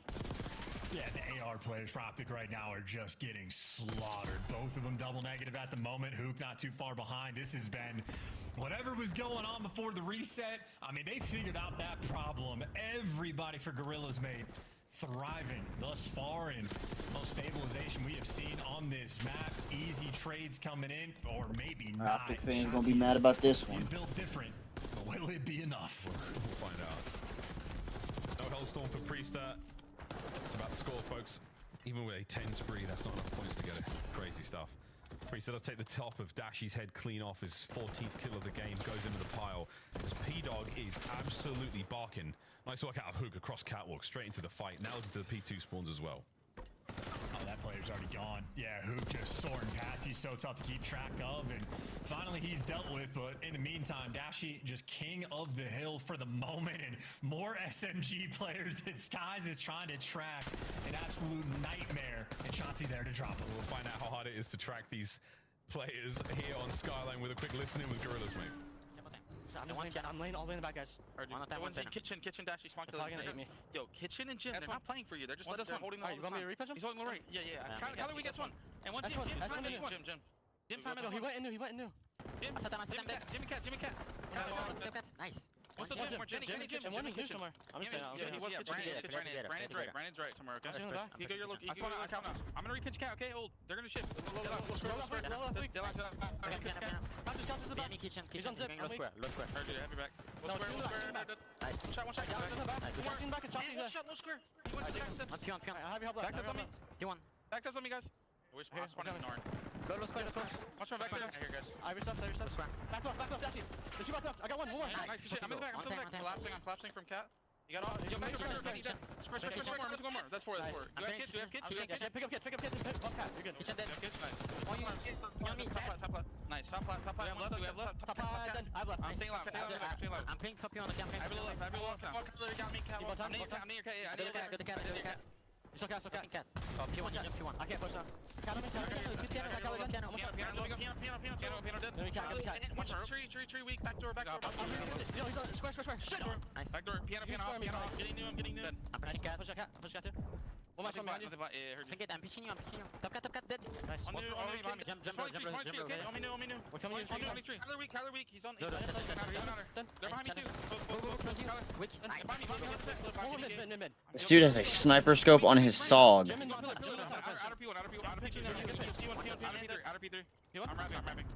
This dude has a sniper scope on his SOG. Brand's hard challenge.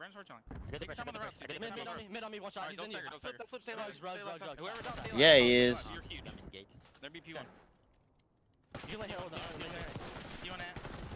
P1 dead. Nice. That was a lovely listening, man. Great comms. Fantastic work. And a lot of deads and a lot of SHI. You know where I'm going with that one, kids. Yeah, just love the flowiness. That was especially so as soon as they got that clean 4 down. Lynn just gets in prime Slayer position, and they were able to handle the map, and they have just taken full control. So you get a lead advantage on Skyline. You could just play it in a slightly different way in LAG. I mean, again, absolutely having a fantastic time. 60-point gap. Got mostly the right side spawns over the Skies. A lot of pressure on him. All of his team is going to fall and spawn out, and he gets dealt with as well. So a moment for OpTic to breathe. They get control of the time, and they can start to flow just a little bit. A lot of kills going their way. Watching Kismet, though, he's making the backline a lot more dangerous, and he's got damage to the player in the middle as well. So Kenny head on a swivel. Where's Kiz? There's Kiz. There's a nade as well for your troubles. OpTic now being pushed on the inside of the hard point. It's a 4-man hit on the backline, but it's Shotzi. Shotzi on the flank! Can't get them all. He gets a pair, though. Now over to Dashy. Keep the kills going.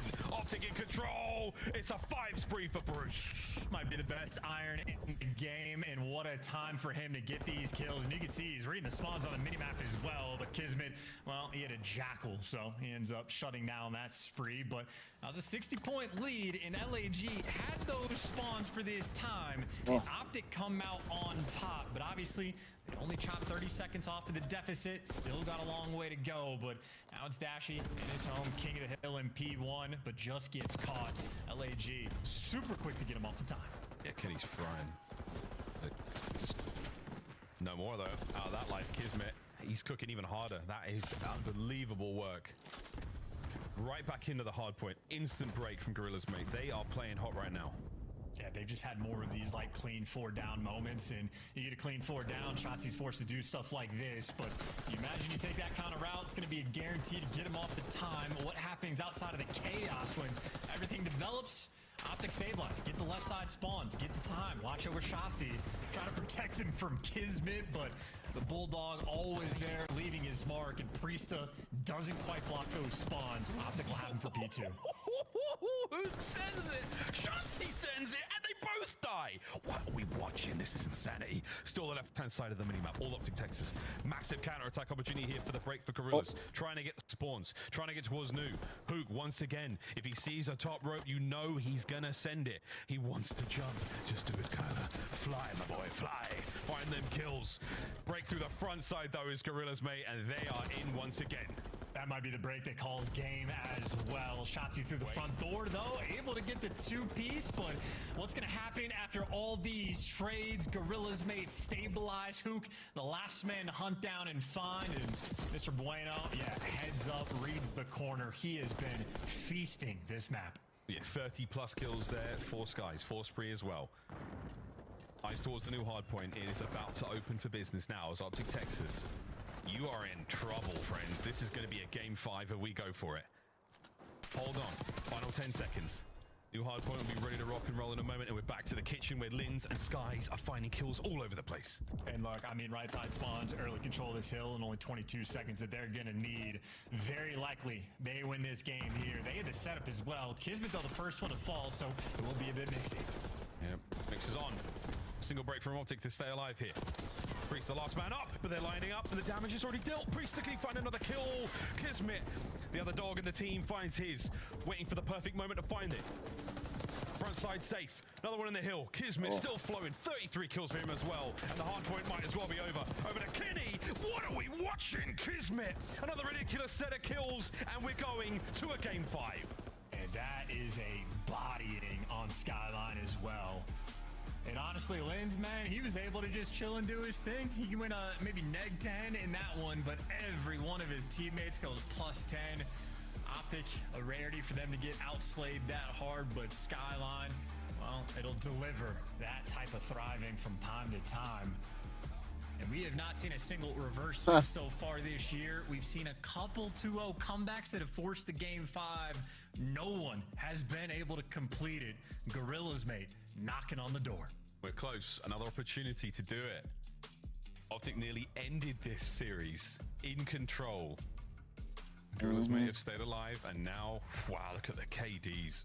Dude, that's 99 kills, by the way. Like, that's it back in the action, right? Top kills in the lobby, him and Skies right there, but 2 minutes and 22 seconds in the hill. So main slayer, main objective guy. That's the Kismet you're gonna need to see for this team to have success. Yeah, vintage Priester as well at 34 and 22. 16 assists as well. Lynn's feet were up, man. He was just like, I'm going to play my game. I'm going to get the comms out. I'm going to do what I need to do. But the rest of the team were absolutely cooking. Massive, massive win there. Game 5 now. Protocol S&D for the last map of our series. For possibly the first reverse sweep of the year. And for the Gorilla Mates, the first win. They need a dub. And OpTic, they do not want to be the team to give it to them. This is going to be a battle chance. No one wants to lose this. It's going to be a huge one to get as well if they can pull it off. And Protocol S&D is going to be a very spicy map as well because sort of has a very unique style, especially with the way that A-bomb side plays. It's going to be a fun watch. Be a fun watch. We're going to get that watch started after this quick break, folks. Don't go too far. The festivities continue here in the CDL. The Gorillas, mate, taking on OpTic Texas. A Game 5 showdown when we come back.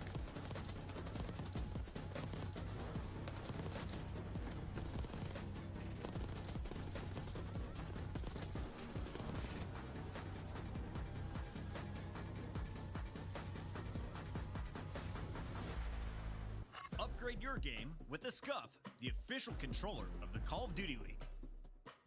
The Esports World Cup is an official partner of the Call of Duty League.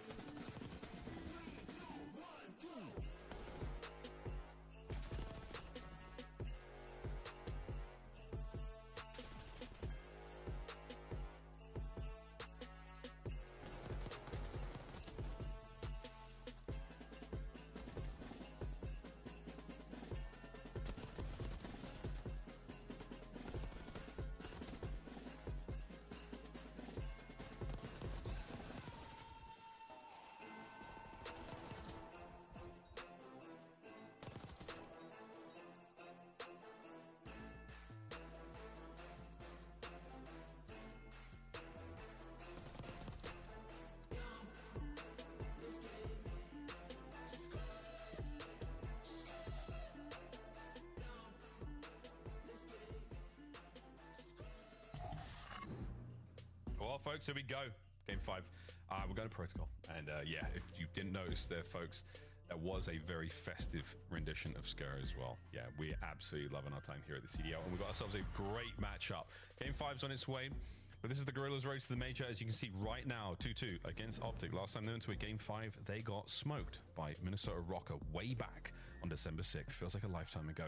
And after that, it's been nothing but else. Can they find a dub? OpTic, what a team to do it against. You caught them in a slightly weakened state. This is the chance to get it going. And then the rest of the run towards the major chance, not an easy thing either. Cloud9, Ultra, and Falcons. We'll see how those matches play out in January. But until then, Game 5.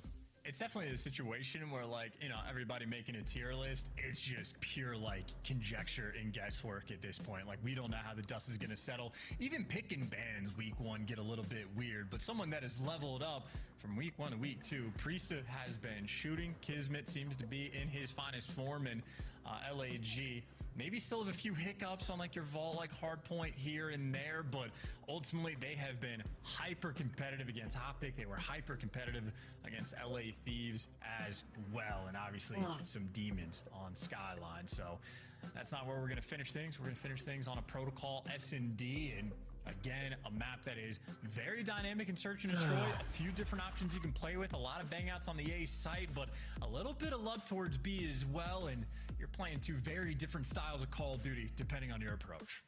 Yeah, Protocol, this is going to be, I mean, again, just accumulation of data, folks. We're just trying to learn how these maps really play out and who's the best on them.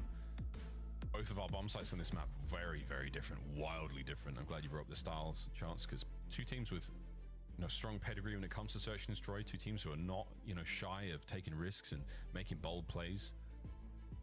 World champions in this lobby. Except for Linz, but you never know, mate. This could be the year. It certainly has a solid team around them. Going to be a lot of fun to watch Gorillas make over the course of this year, and a lot of fun sort of rivalry matchups they have as well. And of course, OpTic, fun dynamic they have with this brand new team. Again, Hook and Shotzi. They won a world championship together. Just going to get the lobby reset. Set pace like no one else. We'll get back into this S&D as soon as we possibly can. The Game 5 icing up for the clutch. So happy. Very different. It's a magical time of year. See who's going to be on the hit list for this one. It's so special. And I'm so glad I get to share it with the abdomen of my co-commentator. One more map to decide it all. Sweet, sweet CDL points. And a little bit of a improvement of the standings when it comes to major time. Of course, the minor when we return from our Christmas break. But until then, it's off to Protocol, and it's down into the depths with a nade. But Kismet always make that nade a martyrdom. Who managed to dodge it? Now right back to the fight. Oh, Dashi, wow. Having a battle in SMG down low is not fun for an AR player, but Dashi might be the finest pistol player in the league. Evens up the odds. But for the moment, Hook is by himself down low, so not confident in going for the plant just yet. And Gorillas, man, are making strats that, I mean, you can't read this. But Kenny apparently can. Kenny might have to read it, but he's just got to gun you. Because they're managing to find a lot of damage over to Kenny with the bomb down as well. It's his 2v2. Hook and Dashi, they're in the exact spots you want them to be. Somebody hits Big Door, though. This could get ugly. And there's no pressure there, and yeah, who can feel it? Big Door square up. 20 seconds to get the job done. Big damage from Hook. Massive advantage. Should be the round. And it is OpTic Texas. Clean execution. And Dashi for MVP in that round as well. I mean, again, I was looking at on the minimap. Dashi having to fight Linz inside of that building is not a fun situation, but his pistol absolutely delivers. And then him and Who clutch up. I mean, Dashi just working by himself, gets a kill, working with Kenny to lock things down towards the middle of the map, and then, of course, works with Hook down low. So an ever-present force, an S&D demon in his own right. We saw his stats earlier. I mean, they're as good as you could possibly want them to be. Round 2. Here we go. I like that wall Pistol shenanigans. Yeah, there's a lot of spots we're seeing exposing, slowly but surely, all the wall bangable positions here in Black Ops 6. Nowhere is safe. Whoa! Potential there from Shotzi. Okie dokie. I don't think he got any damage in, but he got called out for sure. As Kismet now crawling his way towards the B-bomb site, but the bomb's still in the hands of Priesta on their side of the map. That's just such a panicky moment as well. Yeah, Priest is up top with bomb. Yeah, mini maps on this one will bait you. There's one trade rolling through. There's a player out of helicopter. Like, Skies is in an absolute prime situation. Kenny makes a fantastic read to pick up one. But the problem right now is Skies is by helicopter and Priest just doesn't have the bomb near him. And these are tough situations to try to pick up kills. Priest is trying to wait for Skies to get active on the flank, but I think the positioning right now for the OpTic players, yeah, just 2 on point. Who catches out a P-Dog, and you don't have time to check all these corners. Phenomenal work there from OpTic Texas on the reposition. Shotzzy just maybe sort of creates that moment of chaos where he finds a few different players at the same time, but I think Kenny really the guy making the big plays in this round. Just high IQ, heads up about what is going to be open and when it's going to be open. Which is hard enough to say, let alone execute in game. Gorilla's mate looking for some kind of bounce back here. We are unable to find a tremendous amount of success in the first 2 rounds. Round 3, will this be the case? Go on defense. Yeah, I'm going to have to start going for that wall bang as well. Priest is the one doing it from down low helicopter. Kismet doesn't rip anybody this time, and instead he gets ripped himself. An awkward stack low spiral. And that is a free and easy first blood from OpTic. And they're just pushing it. Break down that tower. Priesta left in a 1 versus 3. There ain't no way. That is a tough one. They line up that close. Priesta dead before he even hit the floor. Me too, guys. Me too. I don't know. That was a fantastic round from OpTic Texas. It's 3 straight. Yeah, I don't know what left Skies confused at that moment, but that's a fun player came there in that moment. But Kenny there for the final kill. All his boys there for the nice first bloods. And again, Kismet, I mean, pulling out the aims down low, try to lock down that line of sight, but he's been traded 1 for 1 in those situations. Back and forth battle so far on protocol.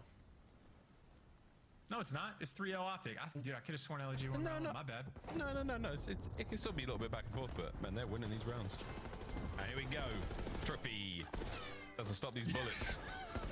We didn't see the trophy get thrown, but we did. I'd get rid of that trophy. Shoot it. Just get rid of it.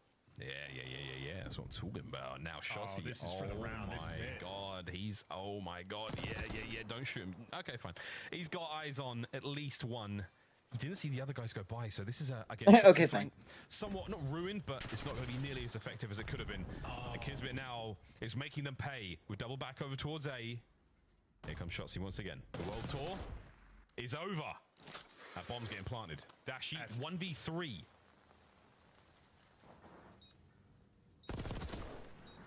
Don't hate it. Wow. Kismet. Another great round. I mean, you're happy to have the Jackal in those moments for Kismet. I think if he has an AR in those hands, Dashy might just be able to win that 50-50 and things get a little uncomfortable, but I think it was just a situation where Kismet not only gets the first pick when they were in the 3v4 when Shotzzy's behind him, and then Hook just tries to make an ISO play, doesn't have the help of any of his teammates to look over, and ends up just getting caught. So a scattered mini-map there from OpTic, and maybe now a back-and-forth game. I'm paying attention. It's possible. 3-1, though. In this game 5, Priest yet to get on the board. He's been fantastic. In the series so far, the protocol is a different beast. It's a big map. Alongside Red Card, one of the larger ones we have here in the CDL, and Linz, he's trying to make it feel very small. In and out. Yeah, Kenny's trying to make the play on the map, by the way. He's trying to take positioning, but Linz is there to make the plays as well. Dashy ends up just getting baited. And Kenny could make this a 2v2 depending on the timing, and that is just, you play with the door, you end up on the floor. Watch out for your fingers. 2 rounds in a row. Gorilla's mates, now they're starting to find some form. A little bit of miscommunication, an awkward step there from Hook and Dashy down low by elevators, and Dashy ends up giving his life for the cause, but sadly, a lost cause in that round. Well, you're also seeing the impact, by the way. The wall bangs through those double doors off the rip that Priest has been doing every time. We saw it from like Shotzzy's sort of perspective. He gets reduced to like half HP. You can't really drop down the elevator shaft and chow. If you're already half HP, you're taking another 10 damage when you fall down. And just that little idea quite literally does change the dynamic of this A site. I like to see the adaptation. Pros pretend they can't do it. That's why they get rid of snipers, but they can evolve. They can. They can learn. They can evolve. But goddamn, the snipers be nice on this map. Kenny, will you get towards that bomb? No need. Shotzzy on the hops. Big damage. Priester should be able to cover here. Maybe not, actually. Wait a minute. Shotzzy sends it. He sends it. There's another player on the stairs. Stays alive. And now Hook. Massive advantage over Priest in the damage department, but no teammates. No nothing. 3 straight rounds. Gorillas. Back to back to back, and that is just a lightning pace being played at the B site. And again, it is a map with a few different styles. LAG playing with different ideas, and I mean, just too quick with it. Lynn's there in perfect position for the final kill, but that is just an overwhelming offensive strat executed to perfection. OpTic, now they're just forced to respond. It's starting a bit dicey. I mean, everything you've tried has been cut down. Kismet's having to have a whale of a time running around finding kills. And we're going to send it through mid-map, potentially. Watch out for the windows. That's right, Big Bruce is up there. Causing problems. That's a wild man chow coming in from Lynn's, but easy pickups for the first blood. But Kenny just gets traded. He gets absolutely caught. Kismet finds the space on the map, and you can see OpTic. They just do not know what they want to do. It seems their primary strat is to go down the elevator shaft, and just that wall bang has been picking them apart. Dashy, though, nice catch. This will be a 2v3 clutch for him and Hook. Dashy's got a sweet spot to work with here. Kismet in the middle of the map. Sky's at range. Oh, you wanted that fight. Luckily, though, Hook does win his one. So now it's all down to Skies. You know exactly where he is. Get that bomb up towards A ASAP. Will Skies be able to get there in time? Try to contest. The answer is yes. The contest is on. The guns are at the ready. And Bruce is there for it. Easy round. Nice clutch out the boys. Yeah, that was the exact same setup that Hook and Dashy had as in round number 1 as well. Hook going for the bomb plan. Dashy watches the elevator shaft from that little pocket corner, and he's there to watch the cross. So that's something they've clearly talked about. Again, OpTic, I think we're more so going to the map expecting to have more sort of free A hits and pressure and ready for the post plants. Gorillas, though, are just making him work for it. But back to the round advantage and LAG. I mean, if I'm OpTic, I don't know what I want to do on defense. You might have to go for a default setup because LAG have thrown a ton of different looks at you.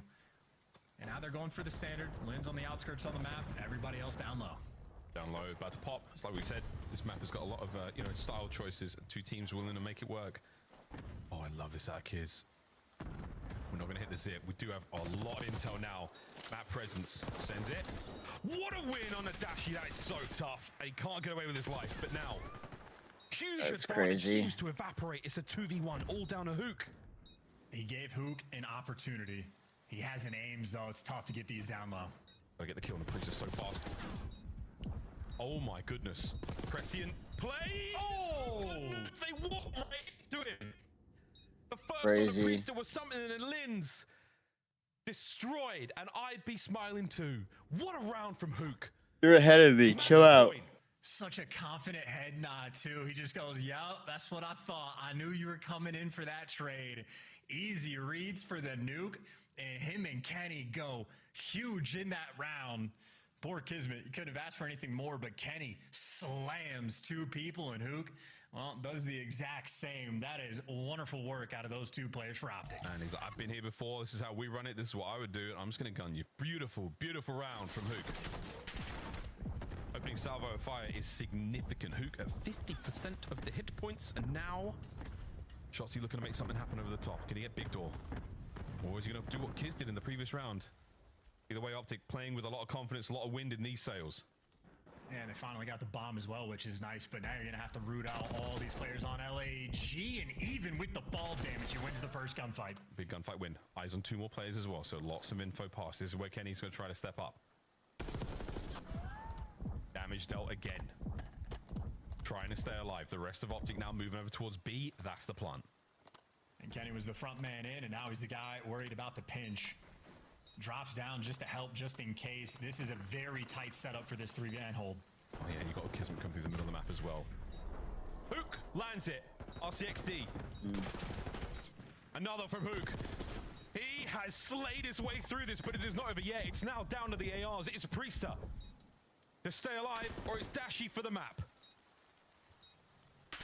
He could hop this, but Big Bruce, the greatest irons in the league, strike down the Gorillas mates again. OpTic, no reverse sweep today.